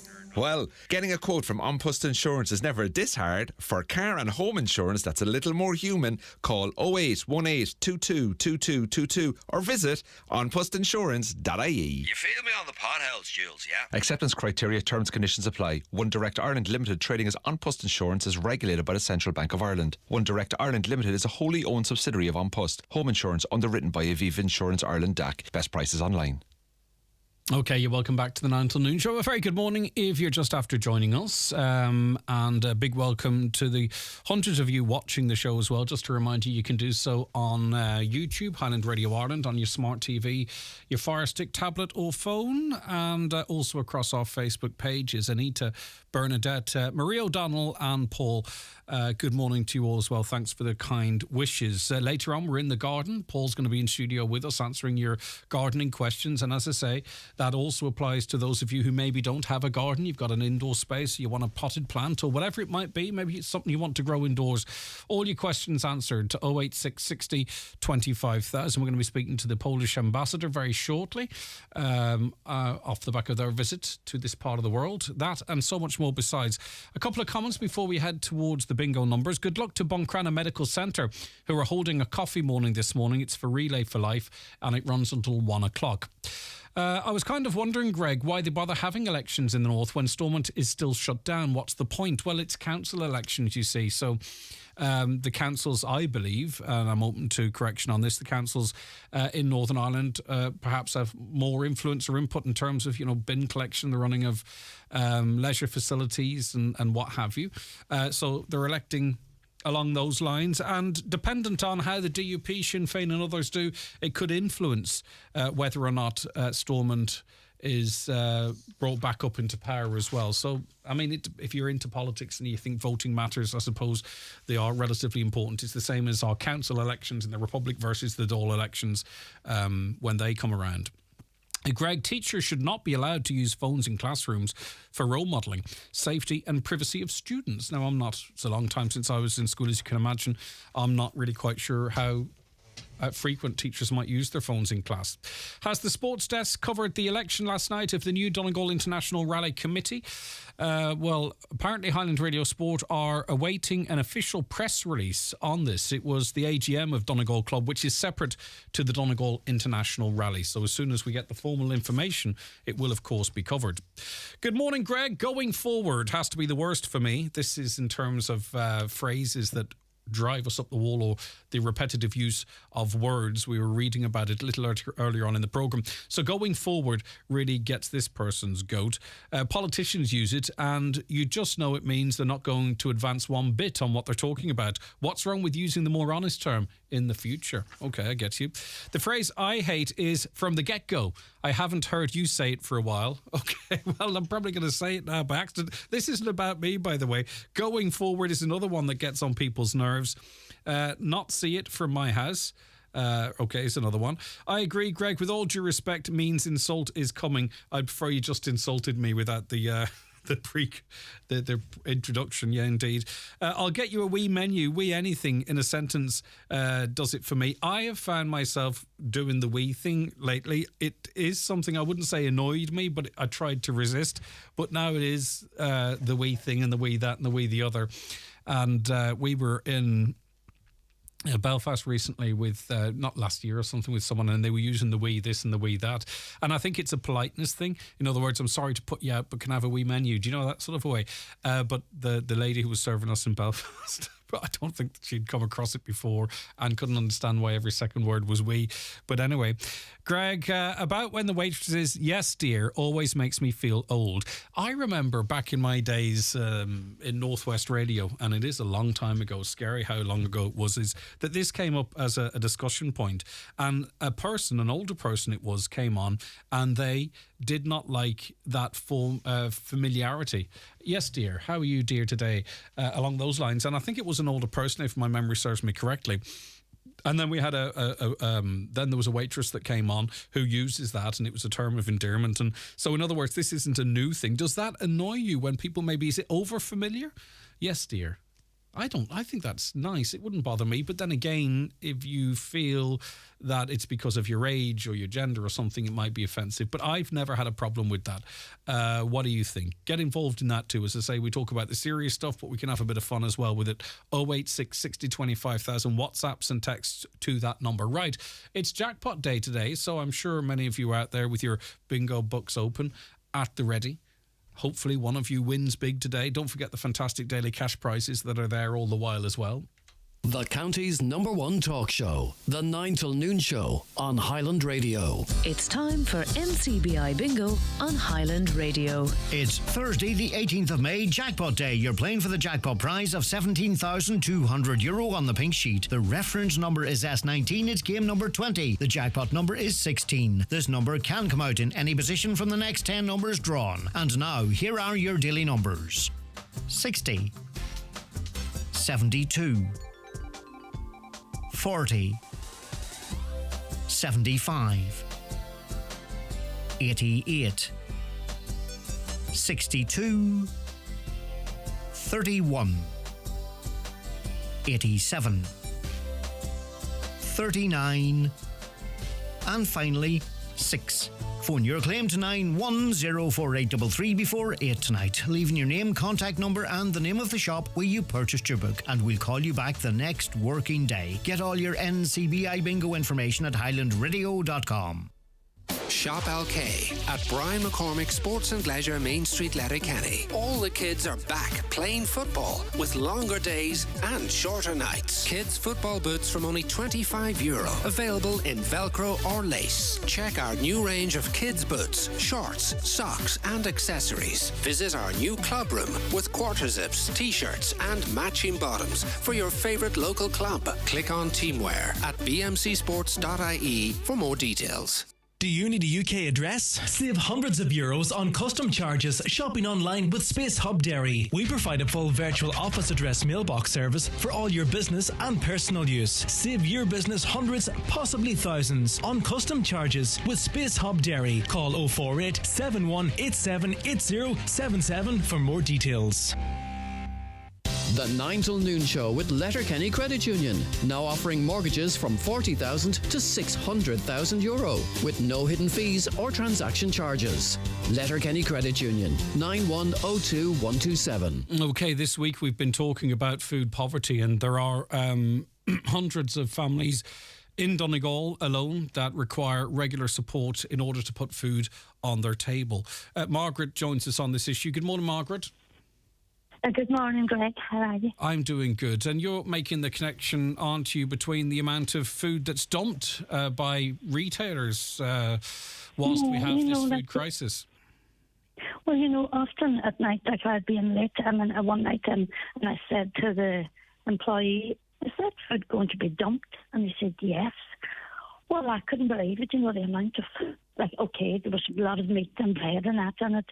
But I feel that there should be a way around this whereby, rather than dumping it, the cost of it and the price of it, and to see this happening and half the world dying of hunger, and even as you say, in our own country, people, needing this food, that I can't understand why, there isn't some kind of a method or something in place whereby, good use could be made of it. And I suppose it's not the supermarket's fault because, they would be penalised maybe darkly if they sold something that was out of date. But I think that, rather than waste, especially in the current climate. Yeah, and I imagine those businesses too factor in a certain amount of waste into their profits. You know what I mean? I would imagine they would have to have, and maybe someone in the industry might help us out, Margaret, that they say, right, well, 8% of this food is going to waste, right? So we have to factor that in to make sure that it doesn't eat into our profits. But there has to be a way, doesn't there, Margaret, in 2023 that we can bypass maybe whatever problems there are to get that food to people that need it. Now, I think we're talking about fresh food here, Margaret, aren't we? But there has to be a way. I know, but if you think on every trolley food of dumped waste that's from every supermarket in the country, what the mountain range of Hillgill wouldn't hold it.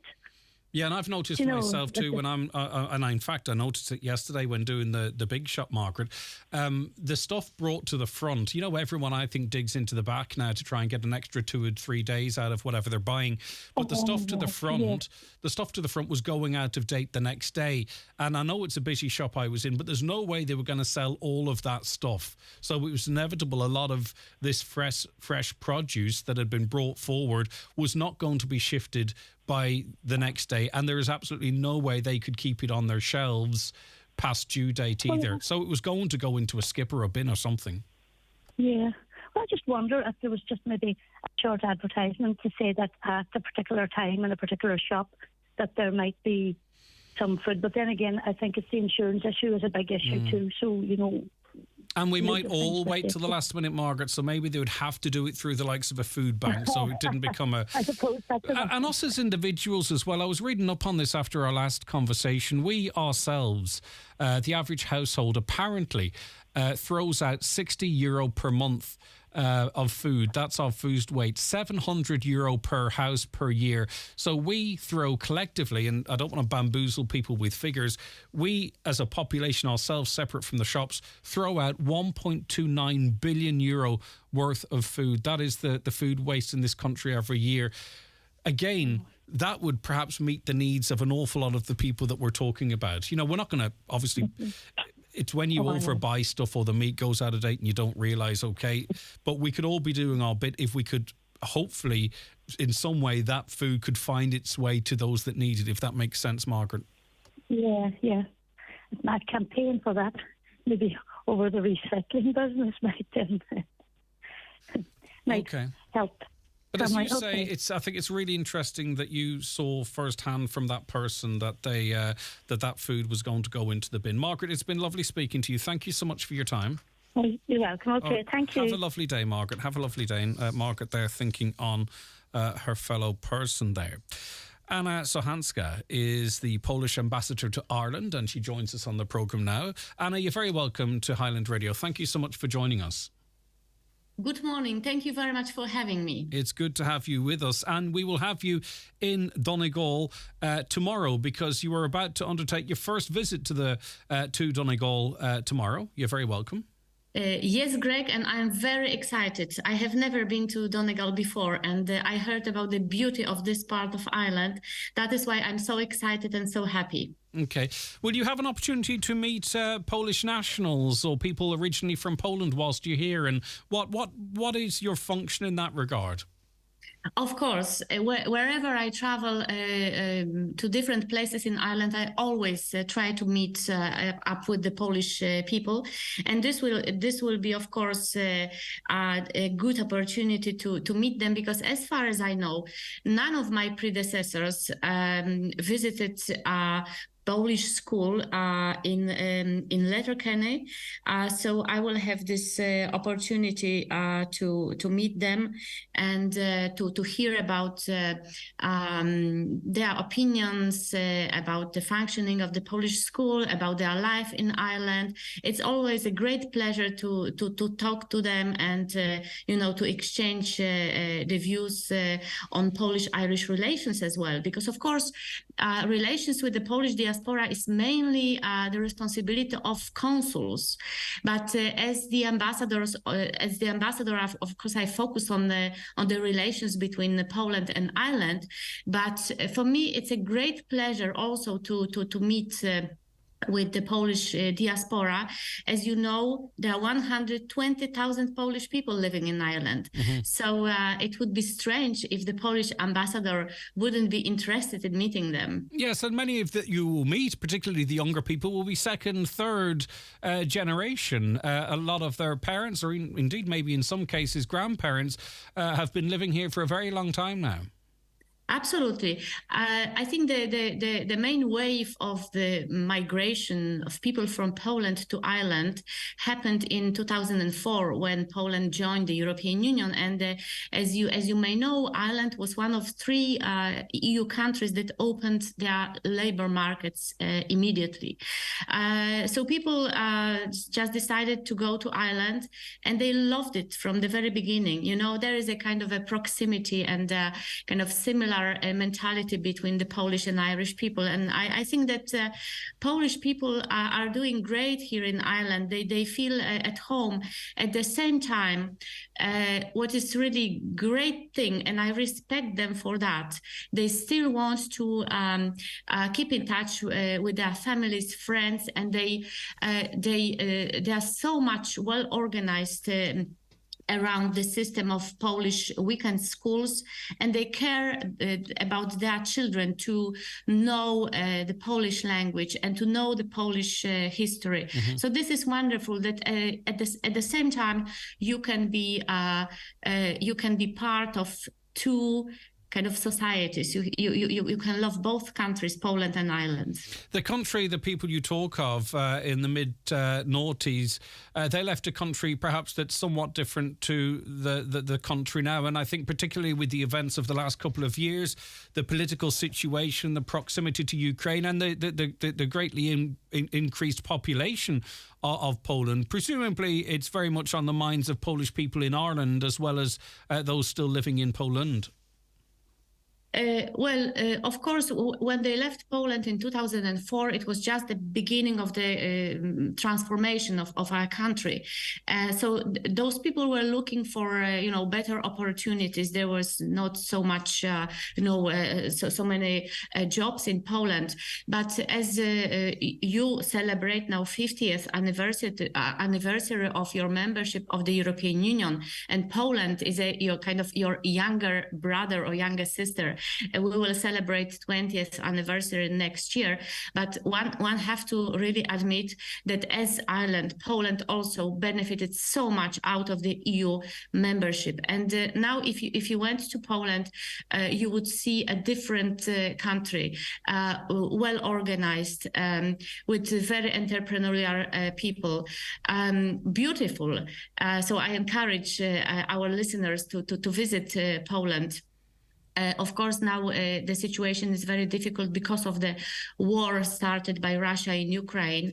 And we focus so much on our assistance for the Ukrainians. In total, we would have like 3 million Ukrainian people in Poland, including 1.5 million of recent refugees. So it's a huge burden on our economy. But at the same time, I think the Polish society and the Polish government and local government and NGOs, they passed this exam very well. Mm-hmm. That's a huge influx of people in short term, and every country is facing the same issues at the moment. And also, too, every country is dealing with perhaps an increase in nationalism as well. I presume it's the same in Poland as it is right across Europe, and that has to be managed and debated and discussed as well. Well, nationalism is a very bad word, I would say, and sometimes people misuse this. Of course, there, as anywhere else in Europe, there are people who are against migration or who would rather focus on their own interests. I think that the war in Ukraine showed us that Europe is a good place, is a place where people really care about their neighbors, whether these are neighbors, on the other side of the street, or neighbors, in case of Poland, Ukraine. We really proved as the Europeans fantastic solidarity and support for people in need. And I think the people who are against such activities should really not kind of overshadow what good has been done in Europe so far. Okay, now there is also a theme to your visit as well, and that would be the fact that Milford in Donegal is hosting the National Famine Commemoration, and we're going to talk now about an exhibition and a conversation you'll be having at Kerry Keele National School, because there is a connection between the famine and a Polish nobleman. Talk to us a little bit about that. Yes, thank you very much for asking me this question, because it's very important from my perspective and my colleagues at the Polish Embassy. Actually, this exhibition is our project, because, of course, not many people know that there is this link between Poland and Ireland. As Paul Strzelecki, in Polish Paweł Strzelecki, he was a Polish nobleman and a humanitarian who was the agent of British Relief Association, and he volunteered to come to Ireland, and he was absolutely fantastic person, and he introduced I would say a very modern way of helping people, especially children, through the system of local schools. He fed them through the system of local schools, and it is estimated that he might have saved like 200,000 Irish children from starving. Otherwise they would have perished and died during this tragic time. So our embassy, my predecessor was the initiator of this beautiful exhibition about Paul Strzelecki. This is I would say, traveling exhibition. It travels all over Ireland.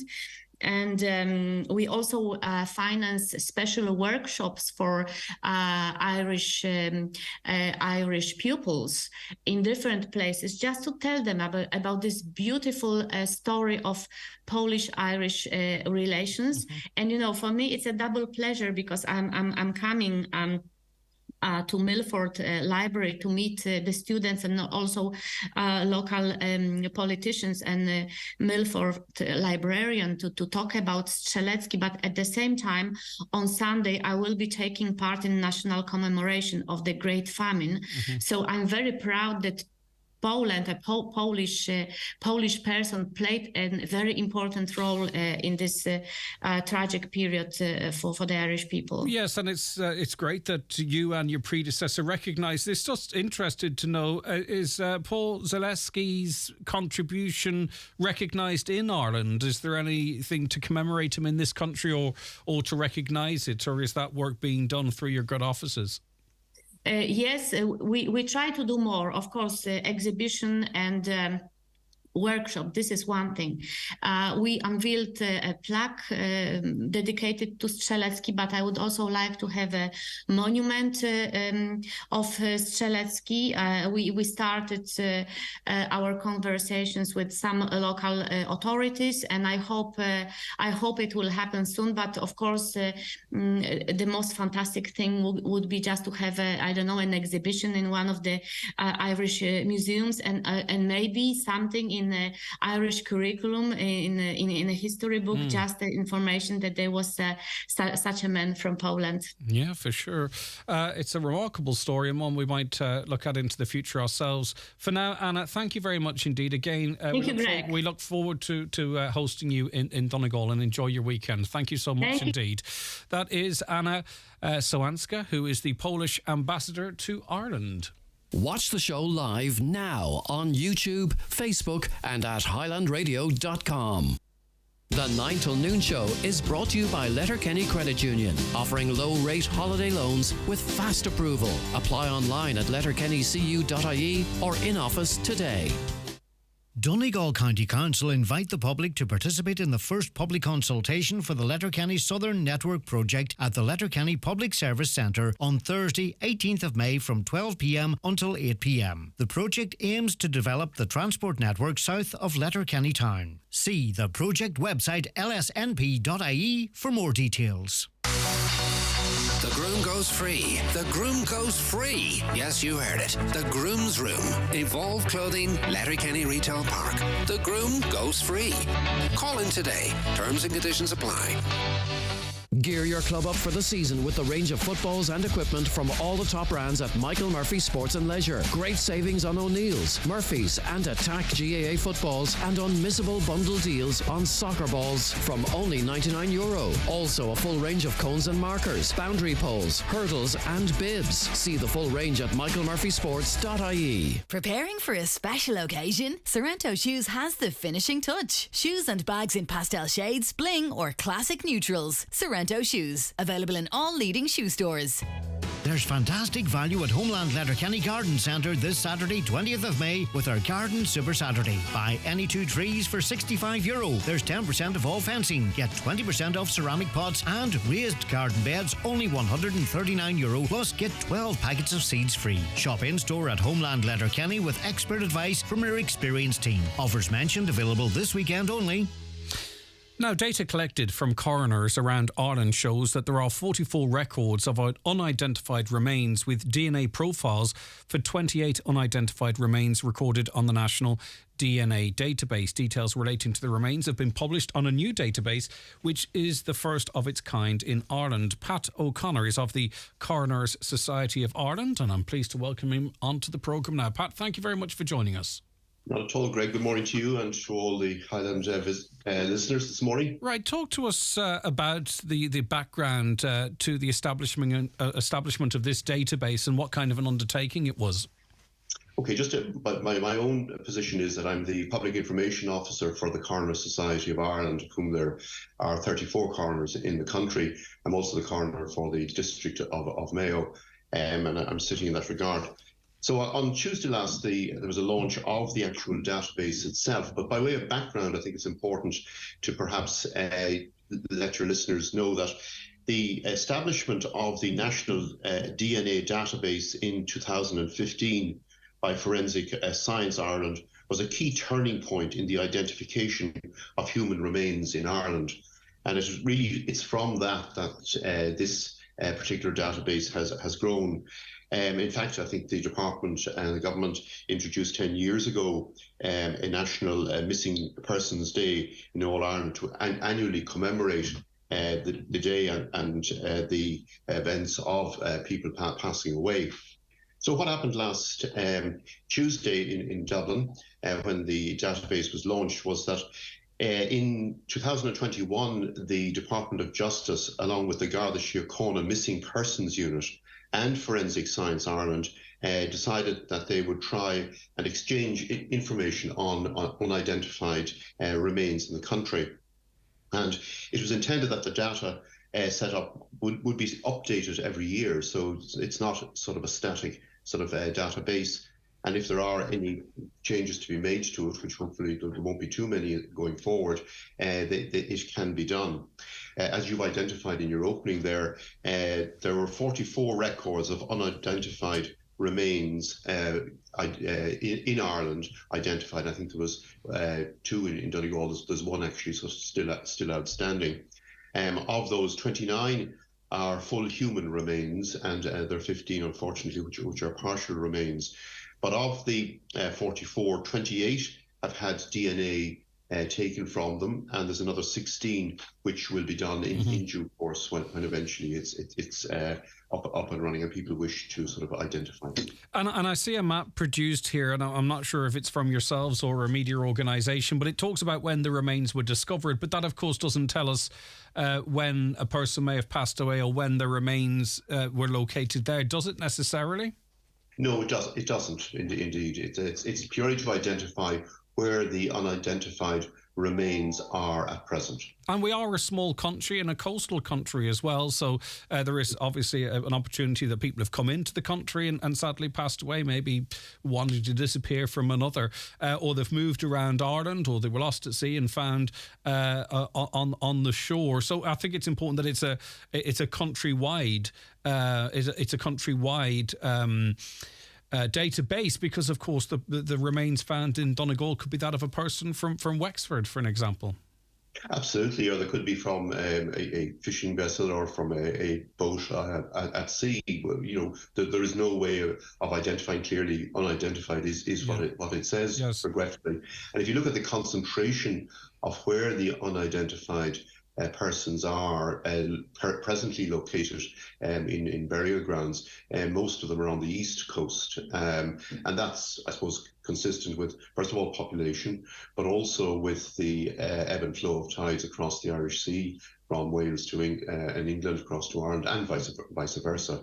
And increasingly, I suppose, as Ireland becomes a multicultural society, there are going to be persons who are in the country and who pass away and sadly pass away, and they have no identity or they cannot be identified, and that causes issues as well, of course. The DNA database that we have of the 28, does that tell us anything of someone's background or where they may originally from, or is it literally their identifying markers that can be checked against another sample?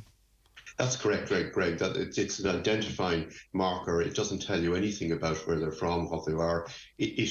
is possible to identify whether it's male or female, and perhaps give an approximate age, but it doesn't go any further than that. If it could, it would be great, but unfortunately that's not the situation in medical science. While it has developed dramatically, it hasn't developed to that extent. And I suppose really at the end of the day, until such time as everybody's DNA is on some sort of an ID card, right throughout Europe, and dare say the world, but particularly in Europe, that's not going to be of tremendous assistance. Now, of course, this is very important and very well intentioned because, this could solve mysteries out there. People could have the remains of their loved ones returned, but there are 856 unsolved missing persons, so that's potentially 856. I would argue probably very many more who might think, well, one of those could be the person, one of those could be my loved one who is missing. So or do you expect this will trigger a rush of people looking to offer samples to Forensic Science Ireland? Because I don't think I could settle until such time as I gave my DNA to see if any of these identified or unidentified remains, are those of someone close to me that's missing. Do you get so there's a lot to work through here, I imagine. Oh yes, there is indeed, and you've hit literally the point, the important point. I mean, the fact that there's 840 people missing doesn't mean that they're deceased, and even if they are, they may not be in Ireland. But it is a starting point. And I would say that if anyone has any suspicion or indeed any inkling that one of these people who are unidentified, who are buried in Ireland, might be one of their loved ones, the important thing would be to make contact with the Garda Síochána Missing Persons Unit. There's a telephone number for that, which is on the coroner's website, which is www.coroners.ie. But the phone number for anyone who wishes to start the process that you've just identified is 01 666 9476. And I think I would encourage people, it's a matter for everyone themselves, but I would encourage people that if they have the slightest inkling at all, do contact the Garda Síochána. They will be asked, are they prepared to give a sample of their own DNA, so that then a test can be run on the national database to see whether or not there is any match between the unidentified people who are buried and themselves. And of course, we are a very mobile population, as are other countries now. So I presume there'll be some interest in this from people, in Britain or Europe. Well, absolutely, indeed. And I mean, they have their own databases, and clearly, if there are people from Great Britain or indeed from Europe, and increasingly Ireland is a world sort of repository of different nationalities, yes, it will. And I think increasingly it will become very, very important for them. And while we can't speak to them from here, though I'm sure some of them do listen to Highland Radio across the water, I would encourage them to contact Garda Síochána at that number that I gave, which is 01666 9476. Yeah, for sure. And it's not just a case now that people are hearing this information and might be motivated to sort of say, right, I'm going to do something. We do know there have been many families and individuals who've been calling for this type of a database to be established, and here we are. And as you say, it's not static. I presume tests on the remaining 16 unidentified remains will be done shortly, and it will be continued to be added to, and hopefully it can connect missing people from those that are missing. And I try and avoid the word closure, but at least they might have remains that they can bury and what have you. Okay, Pat, unless there's anything... Yeah, go ahead. Well, just the last thing, that I mean, people grieve in different ways, but it is very difficult grieving when you don't have the actual body of the person. And if this in itself even helps a handful of people to actually bring some sort of finality to their search, and then let them get on with their grieving. It won't relieve their grieving, but at least will give them some sort of certainty. Exactly. Incredibly valuable in that regard. Thank you very much indeed. Pat O'Connor of the Coroners Society of Ireland. There were one set of remains located. Well, there's two actually, but only one made this release. The second to be identified, the DNA to be identified. One remains located, discovered in 2021. In Leitrim, one remains located, discovered in 1986. 1996 in Sligo remains located in 2009.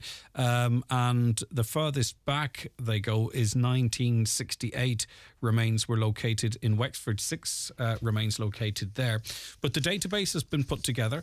Currently, there are 28 set of remains already on the National DNA database, and they say the 16 unidentified remains to be attained where possible. And you're encouraged to contact Forensic Science Ireland to provide DNA samples to help solve these cases and provide answers, really, I presume.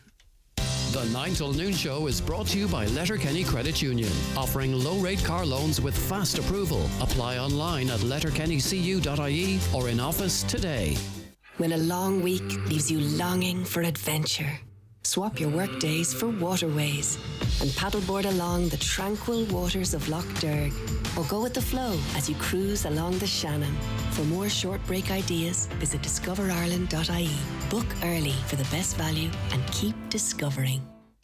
Growing concern over farm re-wetting. For more in your Farmer's Journal, here's Paul Mooney. Just weeks before a key vote, farmers have virtually no information on how re-wetting will impact their farms. Last minute push for suckler scheme places. Call for tax breaks for farmers selling old farmhouses. Tension over higher cost of genotyping for suckler farmers. And don't miss our step-by-step sheep guide on how to maximise your grant aid. All in this week's Irish Farmer's Journal, your media brand of the year. Transform your home with a visit to McGinley's Furniture Letterkenny, located at the Portlink Business Park just off the Port Road. You'll find a huge selection of top quality suites, beds and mattresses, also slide robes and custom-made dining and occasional furniture, with prices to suit every budget. See the great choice for yourself at our showroom, McGinley's Furniture, Portlink Business Park, Port Road, Letterkenny. Click mcginleysfurniture.com. Getting married? BizPrint can take care of all your printing needs. Not just invitations, but save the date cards, order of service booklets, table cards, and so much more. See what's available at weddinginvites.ie or call 9177 955. The Clanry Hotel presents their wedding showcase this Sunday 21st from 2 to 5:30pm. Meet our dedicated wedding team and make your dream wedding come true. No appointment necessary. That's the Clanry Hotel Wedding Showcase this Sunday from 2 to 5:30pm. Now, 2 separate investigations are underway into an attack on a teenager in County Meath. The victim suffered facial injuries in the incident in Navan this week, which is now the subject of a Garda investigation, while the Louth Meath Education and Training Board is also investigating the incident, as some of those involved were wearing their school uniforms. Officers are asking people to stop sharing footage of the attack online, and I referenced this a little earlier on today. Professor James O'Higgins Norman is UNESCO Chair on Bullying and Cyberbullying and is Director of DCU Anti-Bullying Centre. Thanks for joining us, Professor. It's good to have you on the programme. Good morning. First, let's talk about the video sharing. I think some people are outraged at this and they think they're doing the right thing in sharing it. Others share it because, you know, they're desensitized this type of stuff. I mean, there's different camps out there, but it seems even if it's well-intentioned, it seems that Gardaí, and I'm sure you are of the opinion that we need to stop the sharing of this video because it feels to me like another assault on this young person. Yeah, I think your feelings are correct. You know, usually in an act of aggression or violence or bullying, there's somebody who engages in the bullying behavior. There's somebody who is a target, and then there are bystanders who, through their silence, effectively support the behavior. And what's happening by sharing this video online, we're amplifying that role of the bystanders from whatever number of people are actually physically there on the day to, I believe now, over 5 million people have viewed that. And the trauma that's involved for the individual involved is amplified because of that. And then also there is an effect on those who are bystanders and who watch it and, you know, become desensitized to this type of material. So I think sharing this is not a good idea at all. Yeah, because there's different words for it: gore videos, wrecked videos, REKT, whatever it might be. There are platforms that share these types of videos for entertainment, and it's worrying because if a younger person does get desensitized to this type of stuff, it can only have negative consequences down the line, either for them or in their actions. Well, I suppose it's chicken and egg. I mean, the fact that somebody decides to share something like that means they probably have already experienced a level of desensitization to this type of content. If somebody is sharing this type of content online and watching this type of content online, it means the algorithms are going to push that type of content towards them. And unless you're very savvy and try to beat the algorithms, then that's the type of content you'll be watching all of the time. Yeah, indeed. And of course, as we know, and we bring this up on this program from time to time, obviously sometimes instances, even when they're not video, that we describe them as non-life-threatening injuries. That seems to be the industry norm, but that doesn't tell the full story. They can be life-changing injuries, but even when those injuries, if they fully heal, for a lot of people, if not all people, it's the emotional scarring. And I suppose for this person, as they work through this, if they're aware that others are watching what happened to them, that's going to, you would have to imagine that's going to, it's going to complicate their process of recovering physically and mentally. Well, without commenting on the individual cases, I don't know the specifics of the context in which it occurred, but for anyone who is the target of bullying, and that's about 17% of school children experience bullying in the last year, according to our research here at DCU, and that would include online and offline. And one of the key factors in the damage and the negative impact that bullying can have is that exposure and that humiliation to an audience. In the old days, it was just those in the classroom or the schoolyard and so on, and now today it's amplified beyond that out into the millions. So of course there will be a negative impact on that. We also know though that when bullying is reported to a trusted adult and it's dealt with swiftly, that the negative impact is lessened and can be resolved in a matter of days and weeks, according to what the children and young people are telling us in research. I think, I hate to generalise, but I'm going to do it for the function of the question. Generally speaking, we don't always talk about bullying as a society. Then the curtain's pulled back with an issue like this, and there's absolute outrage, and then the curtain falls again, and on we go. How do we try and convert some of that outrage into a meaningful conversation or action or a change of values or our societal opinions to try and make sure this doesn't happen again, or that someone doesn't feel it's okay to video this and post it online because they really see how that is wrong? That requires a whole of society change of mindset, I think. Absolutely. I think there are different levels of response to this. There's a role for parents, a role for schools, social media companies, policymakers, what we call a whole education or a whole society response. And the more work we can do with young people and with ourselves as adults before an incident like this occurs, then the less likely it will be to occur. So education around empathy and self-efficacy, having I am sure there were, in an incident like that, there are lots of onlookers who just feel helpless and don't know what to do. So one of the things we do, for example, in DCU, we run a program called Fuse that is delivered to schools all over the country, and it focuses on increasing the confidence in young people in how to recognise, respond and report to bullying. And so that kind of preventative work is really important, but it involves all partners in society working together on that. We need regulation, we need takedown, we need education, and we need parents having very gentle, open and honest conversations with their own children. Yeah, but my concern is that, and I'm not talking about this individual case because I, like you, don't know the background to it, the narrative, the conversation amongst fully grown adults, I feel now the way the discourse is setting the stage to green light some of these instances in bullying that might be motivated by someone being of a different race or a different sexuality or a different gender. Now, I don't know how we push back against that because I think everything's changing at the moment and it's a much bigger thing to sort out than this conversation. But I just hope adults who often seem to be very concerned about the welfare of young people are cautious in their language and realise that they could actually be sowing the seeds, as I say, to green light some of this activity. Absolutely. We know from research that the people who are most likely to be targets of bullying behaviour are people who appear to be different to the majority in some way, whether it's ethnicity, skin colour, their sexuality or perceived sexuality, and so on. And those people are more vulnerable because of the way that the majority of people view them and talk about them. So we need to really and there's a silly joke or a comment at home can be the thin end of the wedge in terms of dehumanizing and objectifying these people so that it's easier to treat them badly. Human beings are full of empathy, and we treat other human beings really well because we feel for them. So in order to be able to treat somebody like this, to bully them or to act towards them aggressively or in an uncaring way, we need to totally objectify that person and dehumanize them. And then we don't have to worry about how they feel.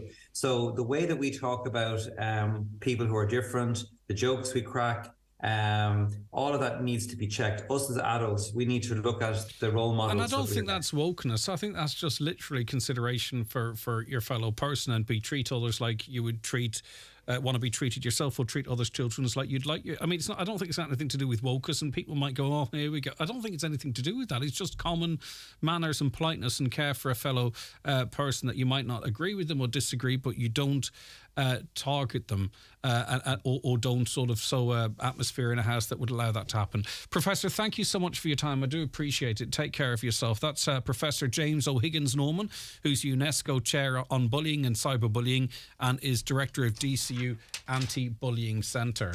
The 9 till noon show is brought to you by Letterkenny Credit Union, with monster loans available up to €60,000 for all occasions. Visit letterkennycu.ie. Donegal Vintage and Working Day Association present a charity truck run and strongman competition at the grounds of Reform Mart this Saturday, May the 20th. There's a full timetable of events including sheep shearing, truck show, vintage car and tractors, strongman, truck run and many more other attractions. Plus jiving from 7:30, followed by Jimmy Buckley and his band from 10 till late. It all happens this Saturday the 20th at Reform Mart. Your specialty is quality tiles, bathroom suites and wooden floors. Who has the best range of tiles in Donegal? Crawford Tiles. The best wood flooring? Crawford Tiles. The best bathroom suites? Crawford Tiles. 5-day bathroom refits? Crawford Tiles. And who's been tampering with my questions? That'll be me. Crawford Tiles, Castlefin. That'll be them. 07491 43942. Super Value makes saving money as easy as 1, 2, 3. 1. We match Aldi on the products you love. 2. Great special offers like Huggies Pure Wipes 12-pack $8.50 and selected Bold 2-in-1 Liquid $9.50. Exclusive to Real Rewards members only. And 3. Money off vouchers every week on the app. So follow the 1, 2, 3 and save money at Super Value. T's and C's apply. Foy & Company are the largest stockists of the best quality exterior paints in the Northwest. All the best paint brands. Foy's qualified paint consultants are on hand to help you pick the right paint for the finish you want and the right colour to suit your home. Foy's also stock a great range of designer furniture and accessories, and their interior designers and stylists are always on hand to help. Call into Foy & Company, Ballybuffet or Letterkenny today. Tommy Marin here, writer of It's the Real McCoy and 3 Hail Marys. Join me at Ongrain on Letterkenny for my new show Celebration Ireland, Saturday, May 27th. Hilarious sketches, sing-songs and so much more. Celebration Ireland, Ongrain on Letterkenny, Saturday, May 27th. Book on 07491 20777 or ongrainon.com.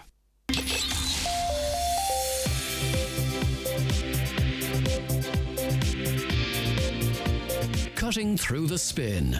The 9 till noon show on Highland Radio. Okay, loads to come in the next hour. Stay right where you are. But first, let's get a news update at 11 o'clock. And it's Good Morning, Donna Marie Doherty. Thanks, Greg. Good morning.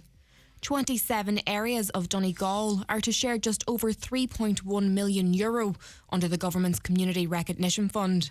The fund is designed to acknowledge the contribution being made by communities across the country in welcoming and hosting significant numbers of arrivals from Ukraine and other countries.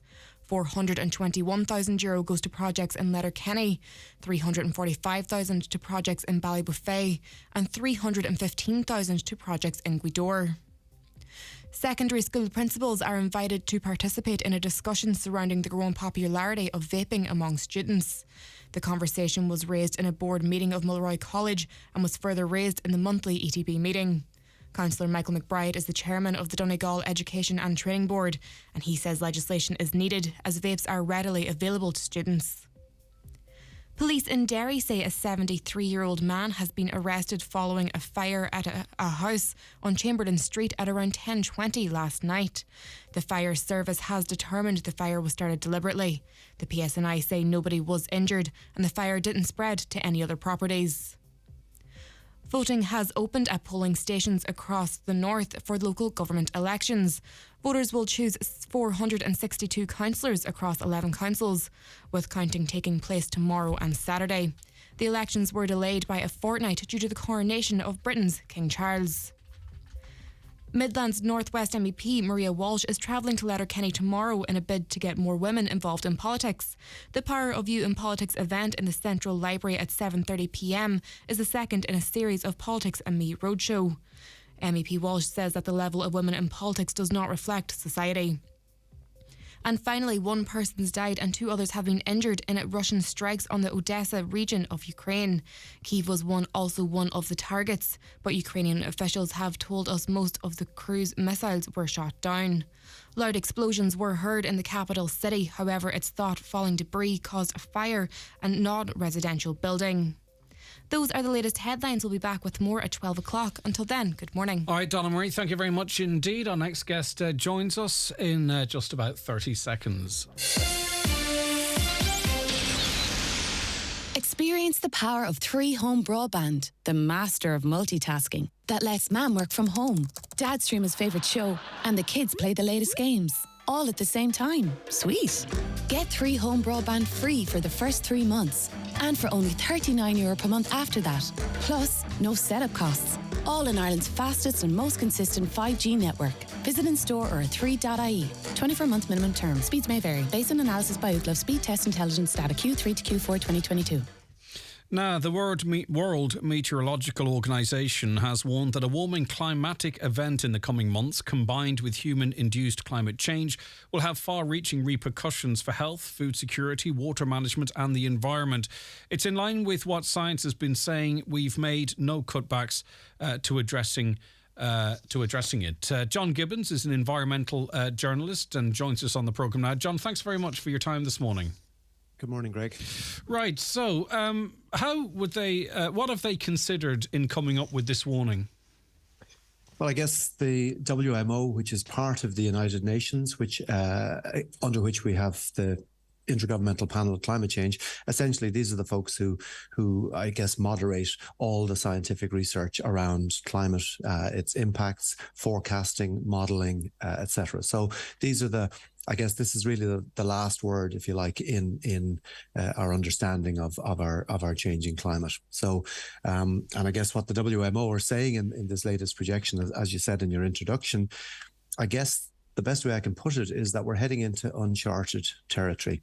It's probably worth considering that in the 10 or 11,000 years since the last ice age ended, we've been in a period of Earth history known as the Holocene. Now, that period, that entire 10, 11,000 years, average global surface temperatures have never exceeded 1 degree above what we call pre-industrial. It's been a remarkably stable period. And of course, that stability is the reason why we were able to develop agriculture, the reason why our cities and our civilizations expanded in this very stable, very predictable climate. Now, of course, within that, we've always had extreme weather events, but it was in the context of a stable climate system. Now, what's happened in the interim is that we have left that stable climate system. We're currently at about 1.2 degrees above pre-industrial.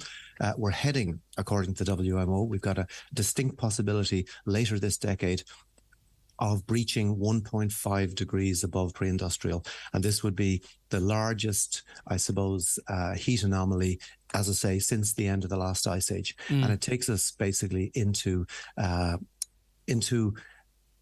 conditions completely different to the conditions in which humanity has thrived. Now, people will say, John, people might say, yes, but, the climate has always changed. We went through many different ages, as you just referenced.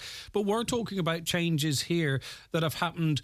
The changes others might talk of or reference happened over thousands, millions of years. We're talking about very dramatic changes on this planet within a couple of 100 years. There is no historic precedent for that without a major sort of event happening, like a meteor strike or something. That's exactly right. And you are correct. Our climate changes. And of course, the reason that we know that our climate changes is because of the work done by climatologists. And there's a branch of climatology called paleoclimatology that has actually looked into this in huge detail. And on that, we have instrumental records, like physical records going back from ice cores, 800,000 years. These are Antarctic ice cores. So they give us a physical record of global carbon dioxide levels, almost 1 million years of straight records. And in all that time, Greg, we have never had more than 300 parts per million of CO2. The reason CO2 is so important is that it is the trace gas that basically traps heat in our atmosphere. Other gases like oxygen and nitrogen are completely opaque to the atmosphere. So CO2 is the gas, and methane, of course. They're the two key gases. Now, what we know is that since pre-industrial, which is really the blink of an eye, it's only 100 years or 150 years. In that time, we've gone from never exceeding 300 parts per million to today's level of 420 parts per million. So we've added about 50% more CO2 through human actions to the global atmosphere in the last 100 years or so, but particularly in the last 30 to 50 years. We've more than doubled it, by the way, since 1990. And that is the fastest rate of change, not in thousands, but in several million years. And it's probably worth mentioning, Greg, that the last time we had over 400 parts per million was about 4 to 5 million years ago. And at that time, global sea levels were 20 meters higher than they are today. Now, the scientists are as certain as any scientist might be, 98% certain, I believe, that, as you've mentioned, at least one of the next 5 years will be the warmest year on record. Now, some of that obviously is what's going on in terms of the human impact. The El Nino climatic event is also going to impact on that. So this is not necessarily an increase in temperatures that will be sustained either. That's right. We've just come out of a prolonged La Nina climatic cycle. And in simple terms, that means during La Nina phases, you expect the Earth to be slightly cooler, right?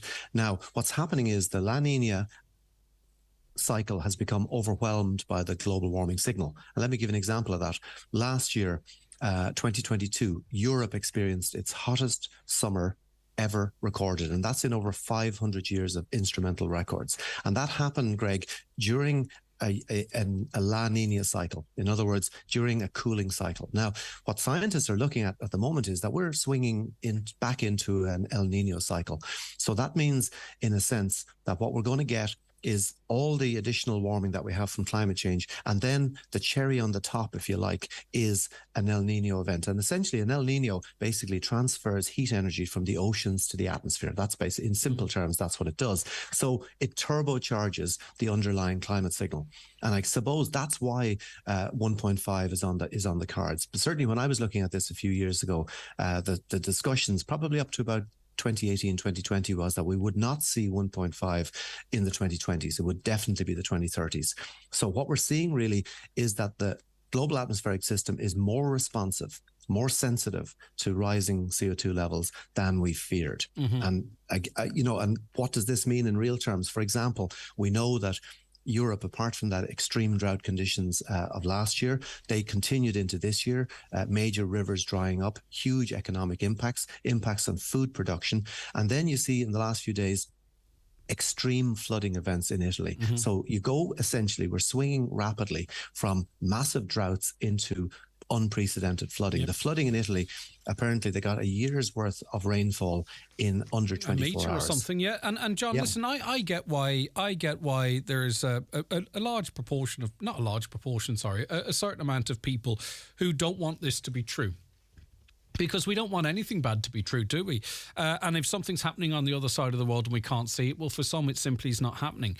And we're here for a fleeting moment, and people don't want to have to deal with this or the stress of this. Let the next generation or so.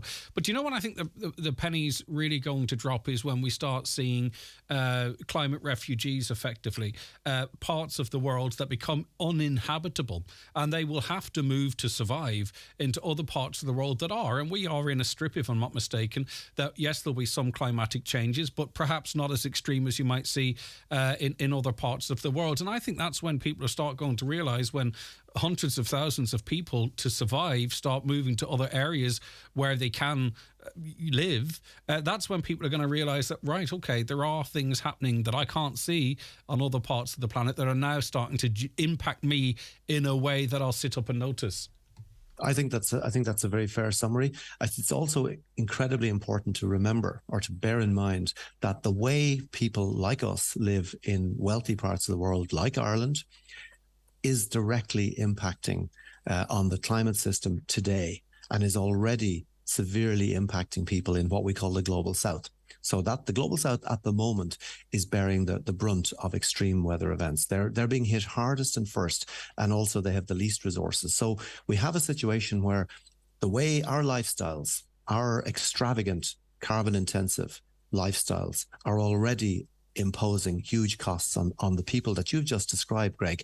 Now, science has looked at this very carefully over the last couple of years, and one major study has projected that by between 2050 and 2070, we're looking at areas of the world in which, at the moment, about 3 billion people live, will become too hot for human or other mammal habitation.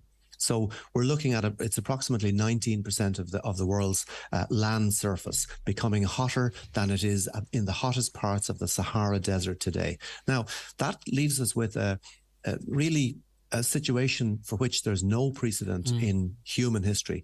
And you mentioned hundreds of thousands of refugees, Greg. Millions. We're looking at hundreds of millions, unfortunately running into billions. Now, many of those refugees will be internal refugees. So, for example, the greatest number of refugees at the moment aren't people fleeing to Europe. They're actually people going from one country, say in North Africa, to another country, or maybe from Afghanistan into Pakistan, right there. So, in fact, the third world, if you like, is already bearing the brunt of massive refugees. But what, of course, alarms people in Europe is the fact that this is going to spill over.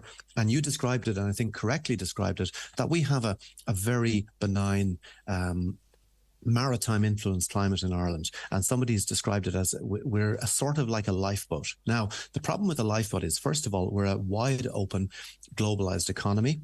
Our economic and particularly our agriculture system is completely connected to the rest of the world. So the idea that Ireland can continue to thrive while the rest of the world falls into chaos is, of course, completely daft. Yeah, and I mean, that's into the future, and it's really at the moment now, really.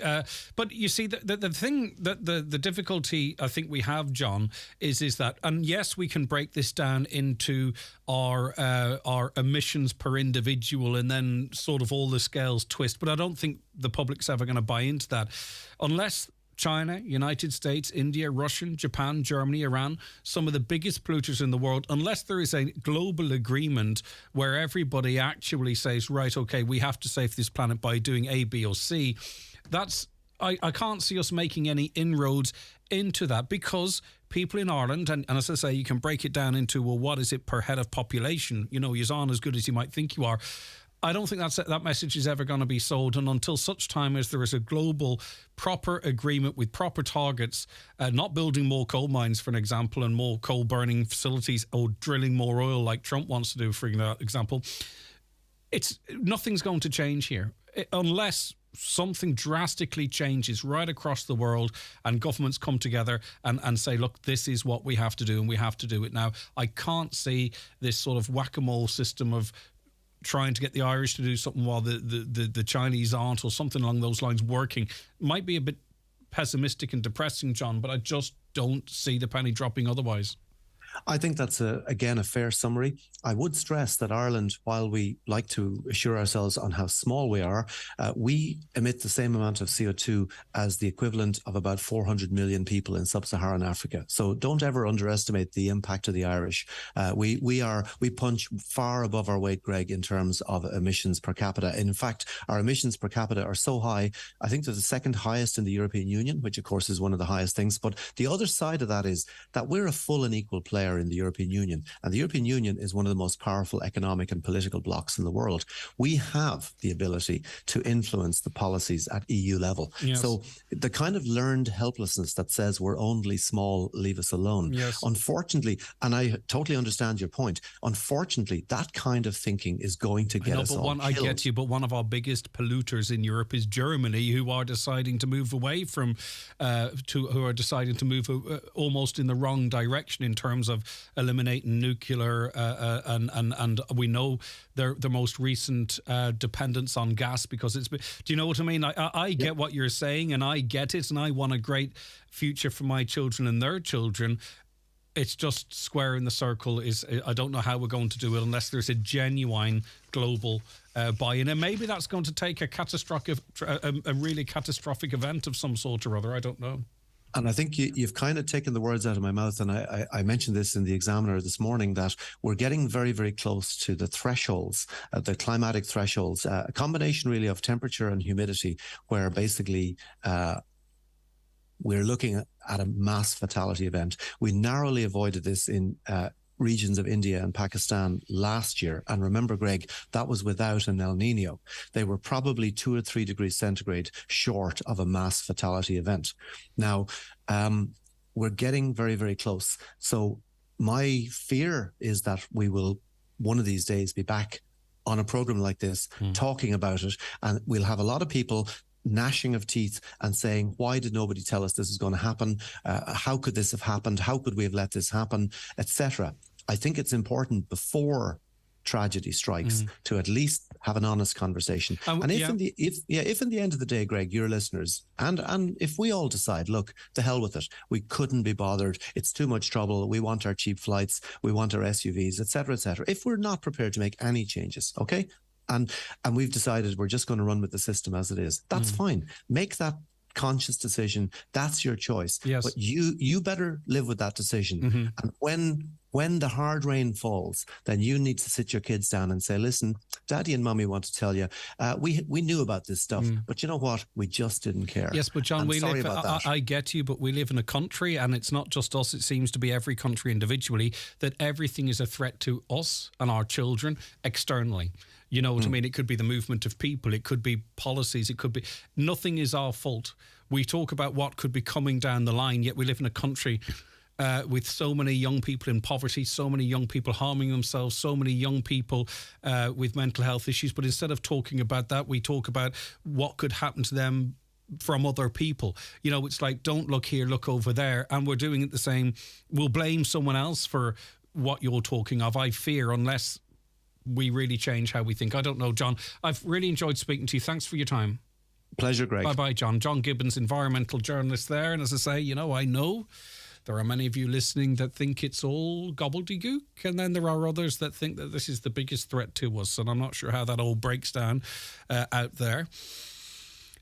But I do think we're a million miles away from us really thinking, right, we have to do this now, because as I said to John there, and I think you might as well say the quiet bit out loud, we look around us, we look around the world, we see what's happening in Ukraine, and you should go, well, why should I stop burning turf? Or why should my petrol and diesel cost an absolute fortune? Or why should I have to burn this type of coal whilst, you know, the fires are burning everywhere else in the world? And I just don't see that being sorted until, as I said to John there, there's some sort of a global thing that goes on. But that's not going to happen anytime soon. So we're going to still having these conversations that pop up now and again, and not much really changes. But your views, please, to 086 60 25,000. WhatsApps and texts 086 60 25,000. If you're listening outside the Republic, 0035 386 60 25,000.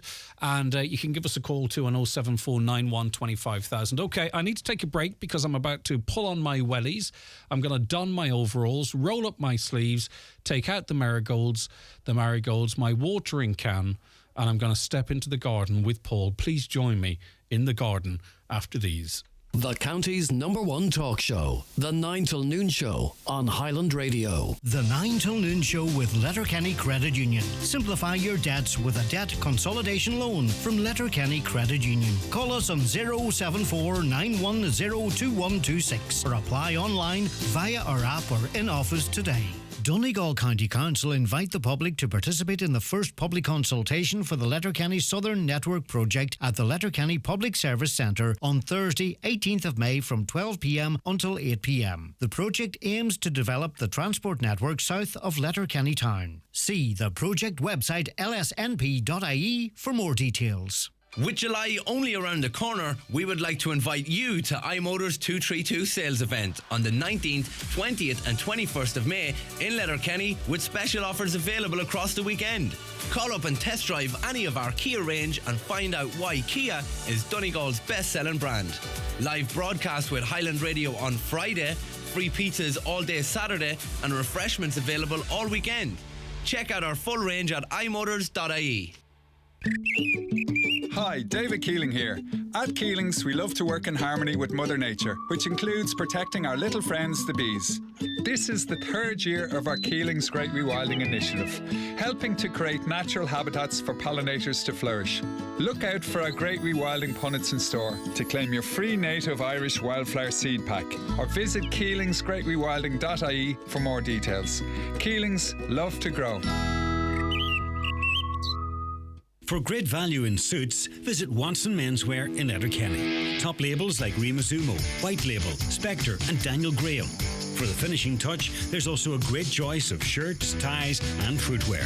Extra reductions for all wedding parties. At Watson Menswear, open 7 days a week on Main Street, Letterkenny. See watsonmenswear.com. Highland Radio time checks with Expressway. Travel Route 32 from Letterkenny to Dublin when you book online and travel for less. Expressway, bringing you the time at... The time is chaos o'clock. The time's 23 minutes past 11. Paul McLaughlin of Ballochder Garden Centre joins us in the programme, on the programme now. Paul, good morning to you. How are you getting on? Good to have you with us. Any crack? No, it's quiet now. Just that garden season's kicking off again, so it is. Yeah, so the bedding plant season finally here now. Yes, Any exactly. ambiguity out the window? We're in summer. Yes, officially in summer. You wouldn't think it today out there. Not now, meteorologically speaking, but from our perspective, I think we're in summer starts from the people that look at maps and models, I think, 1st of June. But anyway, who cares? It's the 18th of May. Yes, Where is the near year enough. going? Right, okay. So bedding plants. What are bedding plants? Bedding plants are generally annuals. They're like the wee flowers you put in this time of year, and they will continue now flowering up to Halloween. The real sort of impact plants for the garden. They're short-lived, but it's a very spectacular life that they have in terms of bringing colour to the garden and everything. Yeah, and the frost, I mean, it actually was 1 or 2 degrees, 3 degrees in some parts the last couple of nights, but still, the threat to plants has passed us now, would you say? It really has, unless you get an absolutely sort of a fluke of a thing, if you know what I mean. Exactly. But now, for the most part, it definitely has passed. And we're starting to see people out in the gardens. I love it. The mower, the sound of the mowers, although, you know, some people obviously don't want to mow, but you know what I mean. Yeah, exactly. No, it's good to see people out and about. You can't say anything anymore now. Yes. I feel like it's almost mowing the lawn's a dirty word. Yes, you have this No Mow May campaign and all that. Say nothing till you hear more. All right, No Mow May. That's a good excuse. I like it. Just don't do it June. Maybe I might do that too. Right, so what's the benefits of bedding plants then? Bedding plants, once again, just really sort of as a sign of summer. You see that even tidy towns, groups, villages, everything looks brilliant at the minute. Pubs and restaurants have all their flowers out. So it's just real high impact colour for the few months of the summer. What about location? Is that important? Location is fairly important. Generally, the first consideration probably you want is to actually put them somewhere where they can be seen very well, in the sense that you have these spectacular looking blooms where you want everybody to Do they enjoy need them. direct sunlight? Direct sunlight, not particularly. However, they'll perform better in direct sunlight. Any flowering plant generally the more sun it gets, the better it flowers generally. So they will do all right in a bit of shade, but you'll get a far better display in full sun. Yeah, and even though it might not be cold as such, wind is not necessarily bedding plants' friends. No, absolutely. If you get a sort of sudden summer storm, it can obviously break them off and stuff, but even a cold wind, even someone like today, can sort of stunt their growth a wee bit. So generally, but if you think there's a storm coming, or even a very breezy day, if you have the ability to move your pot or your window box, move to somewhere a more sheltered location. Yeah, but not to the point where you can't enjoy them, because the whole idea of this is, especially in more difficult times, is to a bit of the colour, give yourself a lift, tidy up, around the house a little bit. So, I mean, they are pretty easy to grow and relatively sturdy, aren't they? They are very easy to grow, all right. Like there are a few steps you can take looking after to get the best out of them, but generally, just if you keep them watered, they will reward you. Yeah, and it's just like we were the conversation about the lawn. There are your standards, but people, if they want to sort of say, right, this is maybe more favourable to pollination, you can consider that, can't you, in the choice of plants? Yeah, funny, in the last few years there has been a move. People are sort of more conscious of it. Your traditional bedding plant, they're all hybridised to sort of get the best out of the flowers, and generally some of them weren't particularly good at providing nectar or that, but there are more on the market now. People are going back to older varieties that are actually much better for nature. So if you pick the likes of the biddens there, someone like even the marigolds, be very good for actually pollinating insects. So you're getting the best out of your garden and you're helping your pollinating friends too. Now, we haven't seen much rain the last week, and we're not going to see much rain for the next week. We're going to get some misty rain, the occasional shower, but for the most part for the next week it's going to be dry. This is the food for these plants, isn't it? Yes, absolutely. And like I say, if you do nothing else, if you keep them watered, they will survive and they will grow happily enough. So it's very important to keep an eye on the water, especially at a time like a day like today is dull. You don't automatically think that they would be dry, but the wee breeze there doesn't belong drying them out, especially something like hanging baskets, because they're stuck up in the air, so they're catching all the wind. And how often over summer would you add feed in? Generally add feed from the start. You'll be, whenever you're doing up your baskets or whenever you're buying your baskets, there will have a certain amount of feed in them. But because you want so much out of them, it's a good idea to replace the nutrients as you go. So product like Miracle Grow or tomato food every 2 weeks. Yeah, and when do you deadhead them? Like, when is it a deadhead? Yes, a deadhead, whenever the flower starts going backwards. Like it's done its flower, and it's what I call it started fading backwards. If you nip that flower off, it's starting to look a little bit worse for wear. Exactly. Right, okay. Nip him off, and what you're doing there, you're removing the seed from the plant, so the plant goes, oh no, I've lost my seed, I'll produce another flower. Yeah. So it'll keep him flowering. So the sooner you do that, the better then, obviously. Exactly. But at the right time as well. And it also has a benefit, whereas a lot of times the sort of older flowers fall down into the middle of the plant and can actually they look unsightly and they can cause mildew. Yeah. So by removing them, you're just keeping everything tidier.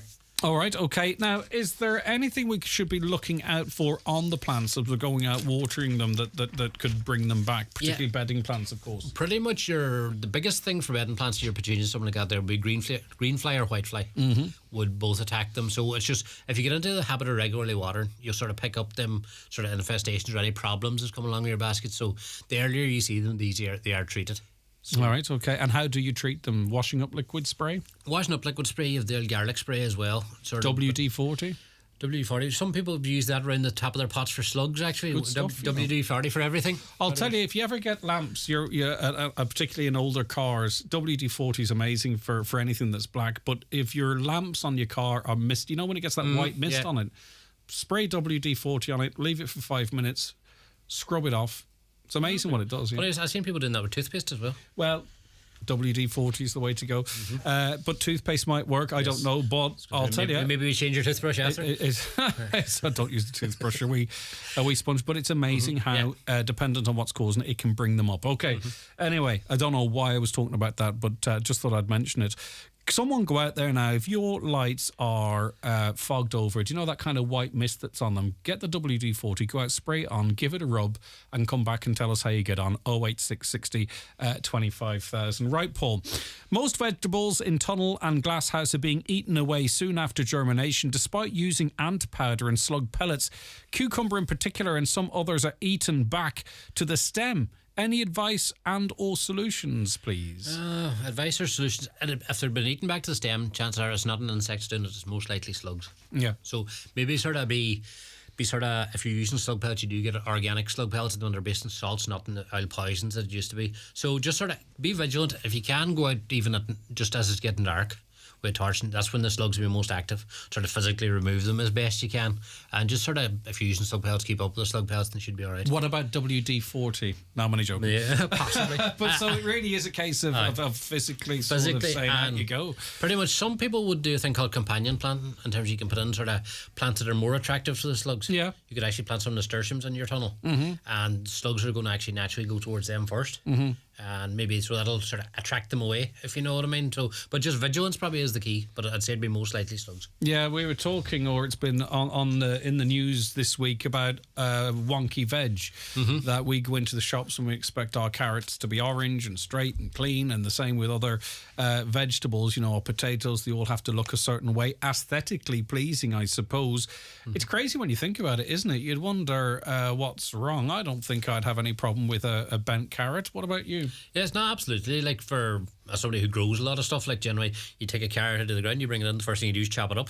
So whether it was straight or bent doesn't really matter much at that stage. Yeah, but I think it's I think maybe the shops need to trust us. But do people maybe they pick through the stuff and go, ugh, that's not very nice. Probably some market research 20 years ago decided that everything had to be straight. Yeah, but we're a certain size. We're in a cost of living crisis though, so I think they need to give it a go anyway. Speaking of carrots, growing carrots, is it okay to grow carrots in a polytunnel? Yes, perfectly okay to grow carrots in the polytunnel. They do quite well. And you can actually start them. A lot of people will be starting carrots sort of now, April, May. Whereas in the polytunnel, you can start them probably February. So you have a wee jump start on the year. But now they grow perfectly well in the tunnel. Right, okay. I have a very old pink rose. It's got lots of black and brown spots on the leaves. What is it? What to do? Generally, that's a thing called black spot that comes on roses. It's a sort of fungal infection. So it is, you do get sprays for it, sort of your multi-rose, something like that, there be quite good. But this year, if it's an old rose, chances are it will stand up to infection. So a good feed at this time of year, sort of the healthier the plant is, the better it can stand up to the infection. But at the back end of the year, whenever sort of the flowering season's passed, cut it back well. And it's very actually important to the black spot, the spores from it fall on the ground. And even any dead leaf or anything lying on the ground. So it's very important to actually clean up properly around the plant, remove all that stuff and keep it away from the roses, and that should stop it sort of reinfecting next year. All right, my hydrangea leaves tips are dark. Yes, quite common this time of year for the hydrangea leaves, especially in older plants. What has happened there probably is a wee touch of frost earlier in the year, but shouldn't do it any harm in the wide world. Are there any do's and don'ts about spraying weed killer? Where we live, a farmer man openly walked the field with a back sprayer. We have young kids, maybe the spray not dangerous, but he had a mask on. And look, it's not just the farming community. I saw someone walking up and down the road with a mask on, full gear on, spraying on the footpath or alongside the footpath. Now, obviously, kids run in the grass or dogs. I don't know what they're spraying, right? We don't know. That's the problem. But you can understand, as we become more aware, when people see them fully suited up spraying weed killer, you know, what can you do about it? We don't know what's in it. What's your comment on that, given the limited information? Yeah, so limited information, but that's, I suppose, it's a complex issue in terms of, once again, getting back to your sort of wonky veg, like farmers tend, because they're expected to produce this perfect stuff, they tend to have to use some chemicals and stuff like that, you know. So probably they have to think. I suppose it's good to see that the farmer, to an extent, was protecting himself using a mask. And that. In terms of property, it's obviously supposed being a good neighbour to actually be good to inform your neighbours of what you're spraying and what for. And if you wanted them to know what it was, okay. Yeah, but generally a lot of chemicals, a lot of weed killers and stuff, once they actually hit the ground and dry, they're sort of actually inane at that stage, if you know what I mean. But obviously you need to know what you're dealing with. I have a dog who keeps ripping up the garden and chewing at young fruit trees. Is there anything I can put on the garden and trees to deter the wee bugger from doing it? Well, I suppose it depends. The way of doing it, sort of, you do get sort of chemicals, or they're sort of based in essential oils, stuff that are supposed to deter dogs and cats.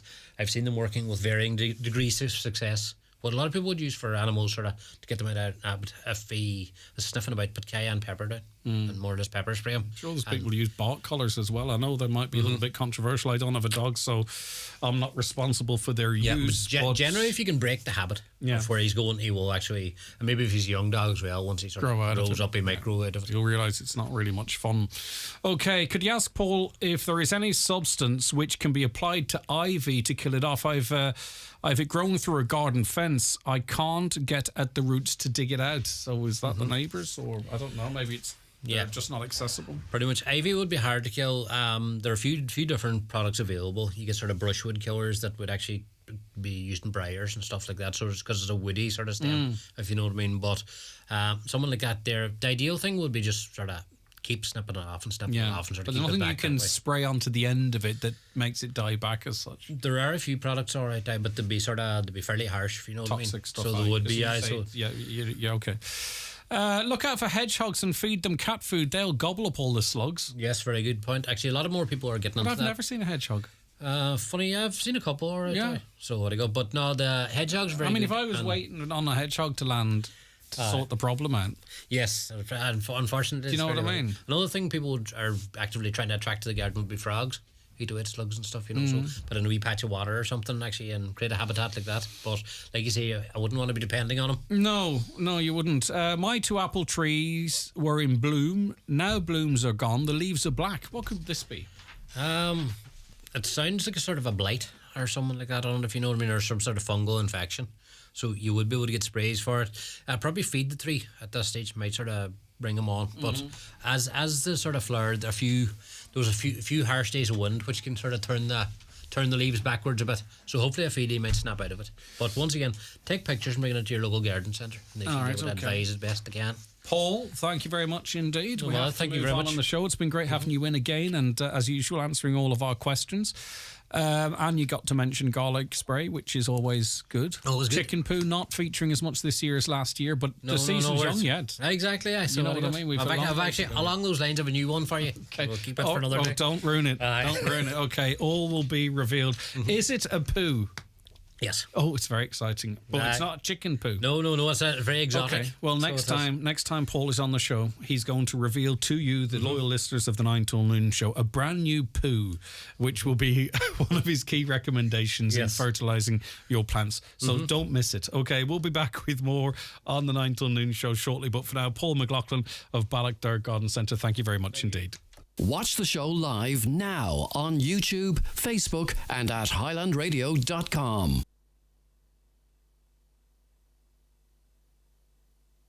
The 9 till noon show is brought to you by Letterkenny Credit Union. Digital loans now available. Apply online or via our app today and get your loan transferred directly to your current account. This Friday, Around the Northwest will be coming live from iMotors in Letterkenny for their start of their 232 sale event this weekend. You will have the opportunity to sample and see the new stock for July registration from Kia and Nissan. We will also have some great music, chat and some fantastic giveaways. Join us from 12 for the launch of the iMotors new 232 registration sale weekend. They say knowledge is power, so the more you know about your personal finances, the more power you'll have over them. Now, all the knowledge and power you need is right at your fingertips with the CCPC Money Hub. Free, impartial and comprehensive information, calculators and tools to help you learn more and take full control of your personal finances. Get to know the CCPC Money Hub at ccpc.ie/money. From the Competition and Consumer Protection Commission. Join the team at Homeland Letterkenny on Friday 19th and Saturday 20th of May for In-Store Paint Weekend. Enjoy exclusive offers in-store on both dates, and you can talk to our expert Dulux colour consultant from 11 a.m. till 3 p.m. on both days. Meet special guest the Dulux dog on Saturday 20th of May from 12 till 2 p.m. and speak with our experienced paint centre team with a paint mixing service available in-store. Visit homeland.ie for more information. Tommy Marin here, writer of It's the Real McCoy and 3 Hail Marys. Join me at Ongrain Letterkenny for my new show Celebration Ireland, Saturday, May 27th. Hilarious sketches, sing-songs and so much more. Celebration Ireland, Ongrain Letterkenny, Saturday, May 27th. Book on 07491 20777 or ongrainon.com. Okay, you're very welcome back to the programme, and we're going to talk now about Simply Soap. It's the National Youth Entrepreneurs of the Year Overall Business Award winners for 2023, and the people behind it join us now. Abby Boyle, good morning to you, Abby. Thank you very much for calling in. Thank you very much for having us, Greg. It's good to have you in. Also, Amy Haggerty. Good morning, Amy. Hello, good morning. And Aoife Smith. Hi, Aoife. Hello. Good to have you with us. And Jane McLean's the Programme Officer with Freuga. Thanks very much for calling in, Jane. Thank you, Greg. All right, Amy, I'll start with you. Talk to us about your product and how you come to feel that there was a gap that needed filling there. Well, we first came up with the product when we were asked to do a product for our school Christmas market. And we were just kind of talking and brainstorming ideas, and we came up with the idea of soap. No one has ever done soap before in our markets in the school. So we just researched then from there, and the whole business developed then. Yeah, and Aoife, talk to me about the soap. What's different about this soap? So our soap uses a goat's milk base, which is something that, is uncommon. So goat's milk is high in vitamin E, which is highly moisturising and very good for the skin. It creates a good lather, and it just, separates our soap from other soaps in the market.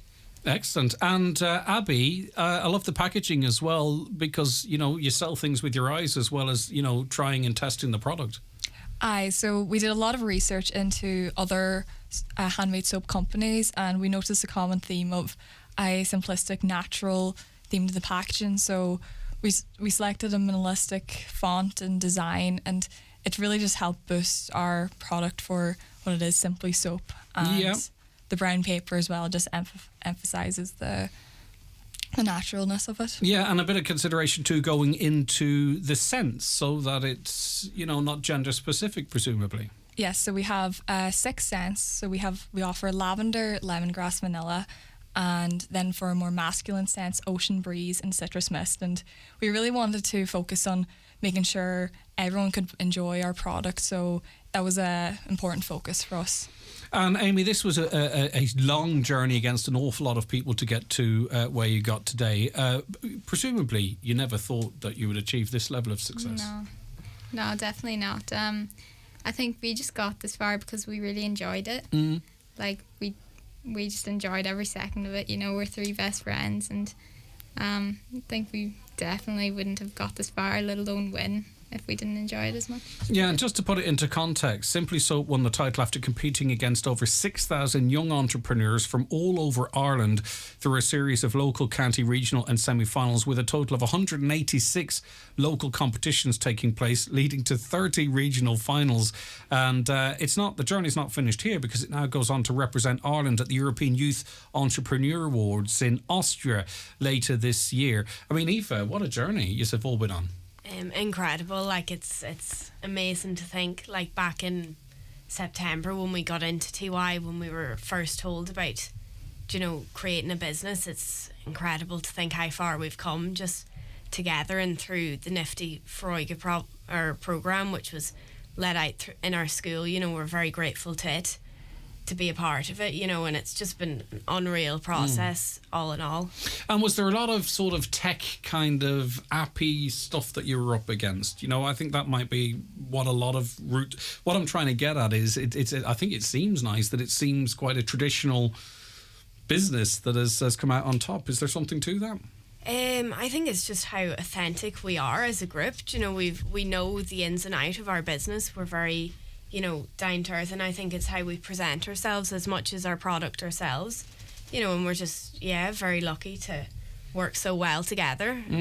What about what is the future, Abby, for the company though? Because you've hit on something here. It looks like it could be in any shop in the country. Do you know what I mean? This is not something that you're imagining. This is something that's actually happened. So are you producing it to scale at this point? Do you plan to do it? Where are you at in terms of the actual business? So we are producing in scale. We currently have 150 soap in our stock, and we're looking to be located in Killybegs. And come summer, there are 29 cruise liners docking in our town, and we're planning on tending the markets held for these cruise ships for their crew and passengers. And this will be a great opportunity for us to get our product worldwide, because they're coming from all over the world, these cruise ships, and we hope to sell well at them, and we're very grateful for this opportunity. Yeah, and Amy, is this something that you want to stick with as a team? As an actual income, is it possible that you can do that and continue with your studies? Oh, definitely. Yeah, it's great. Like, we love making them, and it's very nice product to be able to sell, and we're just grateful for the opportunity to be able to sell them. Is it a complicated process to create them? We don't need any, you don't want to give the competitors any clues here, right? But is it a complex procedure? Or once you've sort of gotten it down? Yeah, it's not too complicated. I mean, it was complicated at the start. We went through a lot of trial and error at the very beginning when we were just experimenting, but now that we have it all down, it's easy enough. And how environmentally friendly is it in terms of its impact on the environment, how it degrades or biodegrades? Was that an important element to all of this for you? Well, first of all, we buy off an Irish company, so small footprint like it. Go ahead. Yeah, what's next? We use paper as our packaging, so it is biodegradable. All right, Aoife, is that part of the business ethos as well? Definitely. I mean, soap in itself obviously wears away, it biodegrades itself, so it's definitely been something that we've thought about, from the start. And yeah, I say we're glad to have something that's environmentally friendly as well, because it's obviously a very topical issue at the minute, and it's something that's being brought forward to, and just more emphasis on it all the time. So all right, okay, well, let's bring Jane McLean. It's McLean, isn't it? McLean, yeah. I mean, I try not to say anything obvious, but we are talking about soap, Jane. And I'm sure I'm not the first person to point that out. Yeah. No, I know what you're saying, but I think the girls here... It's like if I was called Greg McRadio. Do you know what I mean? Yeah. I suppose the difference with the girls is that they're exceptional. Their product is exceptional. It's a full-blown thing, isn't it? Yeah. Their delivery and their presentations, along, as you said there, the presentation for their in-house competition, their regional finals, their semi-finals, the national finals, and the next step for the girls now is that they go to Austria to compete in the European finals in September. So they didn't get this far without being exceptional in many different ways, and they were up against, as you said, over 6,000 young people. The Foreiga Nifty programme is an international programme. The Nifty Foreiga manage Nifty within Ireland, but it's an international programme, so it's all over America, Asia, India. It's all over Europe. So it's an internationally recognised programme, I suppose, and the girls have just done amazingly well to kind of get this far. I'd imagine everyone at St Catherine's Vocational School in Killybeg's really proud of what they've achieved, because they have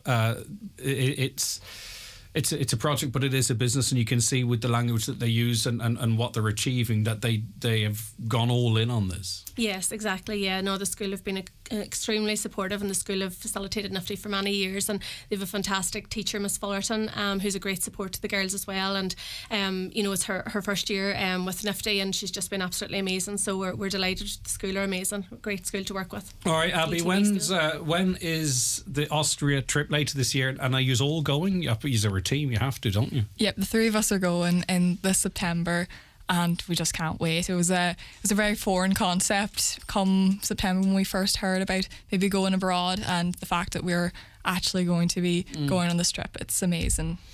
But, to borrow a phrase from Katie Taylor, I mean, you want all the belts now. Amy, why not? You've got this far, why not go over and win the bloody thing? Yeah, no, it's amazing.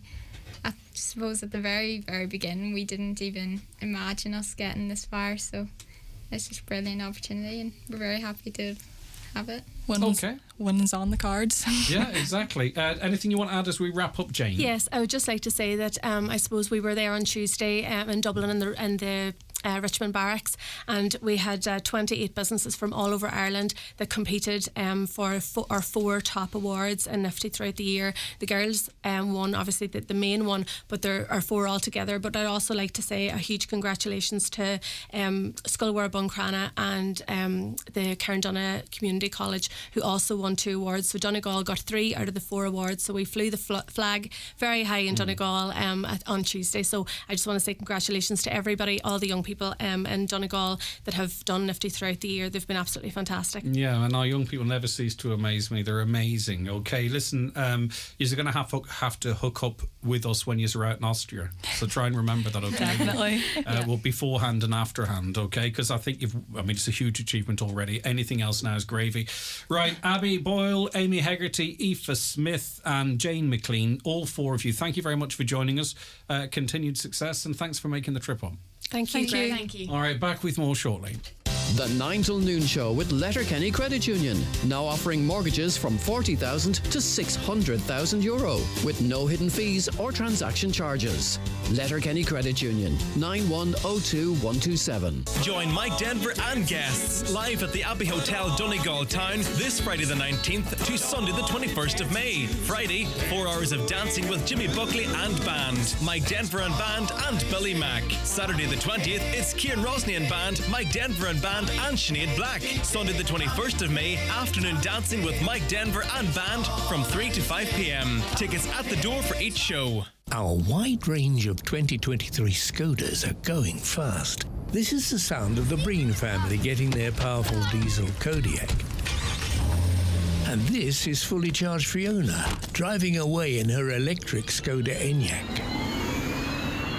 And this is the sound of someone who didn't place their order in time. Order your 2023 Skoda today, before it's too late.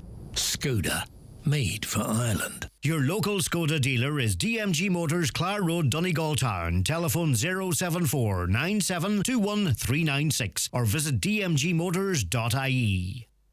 Mexico. Oh, amazing. But what about Italy? Could be lovely. Or Vietnam, Norway, India. There are so many places to go, and one place you absolutely have to visit, TravelWise. You can find up-to-date travel advice for almost 200 destinations and get information on safety, visa requirements and more, all online. And don't forget to check your passports and date. Know before you go. Visit dfa.ie/TravelWise, an initiative of the Government of Ireland. Now, exciting times as we talk to Tony Forrester, CEO of the Letterkenny Chamber, because yesterday the Chamber launched its Business Awards in Castle Grove. These are the 2023 Business Awards. Tony, good morning to you. Good morning, Greg. Here we are again, another year and another exciting event to unveil, and it's really about getting voting. So talk to us about the awards, Tony. Yeah, so we're delighted. I can't believe another year has passed, really. Delighted to launch them yesterday, and with we've kept our key sponsor, Airgrid, from last year as well, and they're with us for another few years. So that's really good news. We have 16 categories this year, so two or three extra from last year. And that includes a few like Outstanding Small Business, Young Business Person of the Year, which is brand new, and Workplace of the Year. So we're trying to sort of make it as wide as possible so that any type of business could apply. I'm looking for Radio Presenter of the Year. It must be. Come here. Superstar, maybe. I'm only joking. But looking down the list, and people need to go to letterkennychamber.com/business awards. Looking down the list too, it's great to see the level of support and sponsorship you have for the various brilliant categories. It just shows the real buy-in from the community too. And also the credibility and profile of these awards. Absolutely, and we've had some of our sponsors, our category sponsors, with us from the beginning, and that's probably nearly 10 years ago. So they've seen the value of it for their brand, and obviously they want to, I suppose, support the successful businesses we have out there. And at the end of the day, we're a business community. You know, we're an ecosystem of our own. And we really, that goes down to employees, that goes down to everybody, not just the owners of businesses. So it's really important that we have the support of the larger companies in some cases and some smaller businesses who support our awards every year. Yeah, and there's Best New Business Award. Highland Radio's the sponsor there. You mentioned Young Business Person of the Year, Workplace of the Year, Hall of Fame, Business Person of the Year, and so on. And I think too, not across the board, but to a great extent, it's still relatively difficult trading conditions, and there's a lot of competition out there between, multinationals, internationals, and online, and a lot of these businesses that will be nominated do operate in those spaces as well. Don't get me wrong, but I think it's really important that the public out there, we often wonder what can we do that doesn't cost us anything? Well, back your local business, nominate your local business if they mean something to you, and get them hopefully into a shortlist, and who's to say where it could go from there, because it's a badge of honour that business then can wear for the entire year and beyond. It certainly is. We had Annette Houston speaking yesterday from FM Services about that very thing, that they use their application as they get their staff to help do the applications for the awards, but then they also use them for marketing purposes and for purposes of doing tenders. So people will often ask, what awards have you won? And Letterkenny Chamber Business Awards is one of them. And putting all that out there, it's such a good thing for a company to do. And how important is it that you think? How important do you think that the businesses park their? Sometimes we can be a little bit shy to shout from the rooftops of what we're achieving. So how important do you think it is that businesses do put themselves forward so they can be in the reckoning? I think it's really important. I think it's really important, and this is one of the things we're always trying. Put yourselves forward, because you know your business best. You know why you're brilliant. And one of the questions we have, every category has about 4 questions. And one of the questions is, why should you win? And if I talk to businesses face to face, they can tell me everything about themselves and how brilliant they are. But sometimes they're a bit frightened to go forward. What we found last year was some of our highly commended. So we get 3 per category. And the winner and 2 highly commended. They were going out there telling people they were highly commended and as well, which was really good. Yeah. And I suppose, as Annette said as well, there's a night out at the end of this. And I like the business. Yeah, exactly. I like the Business Through Irish award as well, because it's not surprisingly sponsored by Lindra Letterkenny, but it also kind of, again, if you are a business that does Business Through Irish, what a brilliant marketing tool again. So throw your name in the hat for that one. There's a full list of categories, and then the voting process. Is there a public voting element to this? And we know that. What happens next is we ask businesses to nominate themselves in the form. We then that's up until the 14th of July, and then our judges will look at the shortlisting for that. Just based on what they got in, and we hopefully will send out an independent judge probably on Zoom actually to talk to people. Then they come back and make their final decisions essentially. But what we do with the last 3 in each category is we usually put it out to a public poll. And part of that's engagement, and judges do take that into consideration. Brand recognition as well, and getting it out there. Yeah, for sure. Okay. And everyone, this is all done a lot in social media. So you'll see posts coming up, all the sponsors tagged, and everyone who's involved tagged. So that we want the businesses so come September when the shortlists go out, the businesses will start talking about themselves as well. We'll also profile them, and I know last year you did great work with us on profiling our businesses when we got to that stage as well. Now there's many categories, and I'm sure all businesses will find a space in one of those, so get nominating yourself. And just in terms of, and in the last 30 seconds, from where must your business operate to be included? You can be anywhere in Donegal. Línra Letterkenny in the Irish Business Through Irish is the only one that's Letterkenny, and you do not have to be a chamber member to be involved in this. Anyone can apply. Get your name in the hat. Okay, brilliant stuff. Yeah. I'm sure we'll talk again just to remind people as the deadline closes, just to make sure everybody gets an opportunity to nominate themselves. But for now, Tony, thank you very much indeed. Okay. Thanks, Greg. And we'll talk about when the event is happening as well. Tony Forrester, CEO of Letterkenny Chamber there. Thank you very much for all of you who listen to the programme. Those of you who watch the show, great to have you on board. We're back with you tomorrow morning from 9 with the Friday panel, talking through some of the big issues of the week. And of course, Michael and Fanul will be in with us from 11 as well. And that and so much more besides. Thanks to Caroline and Neve who worked on the show. But for me, Greg Hughes and the team, enjoy the rest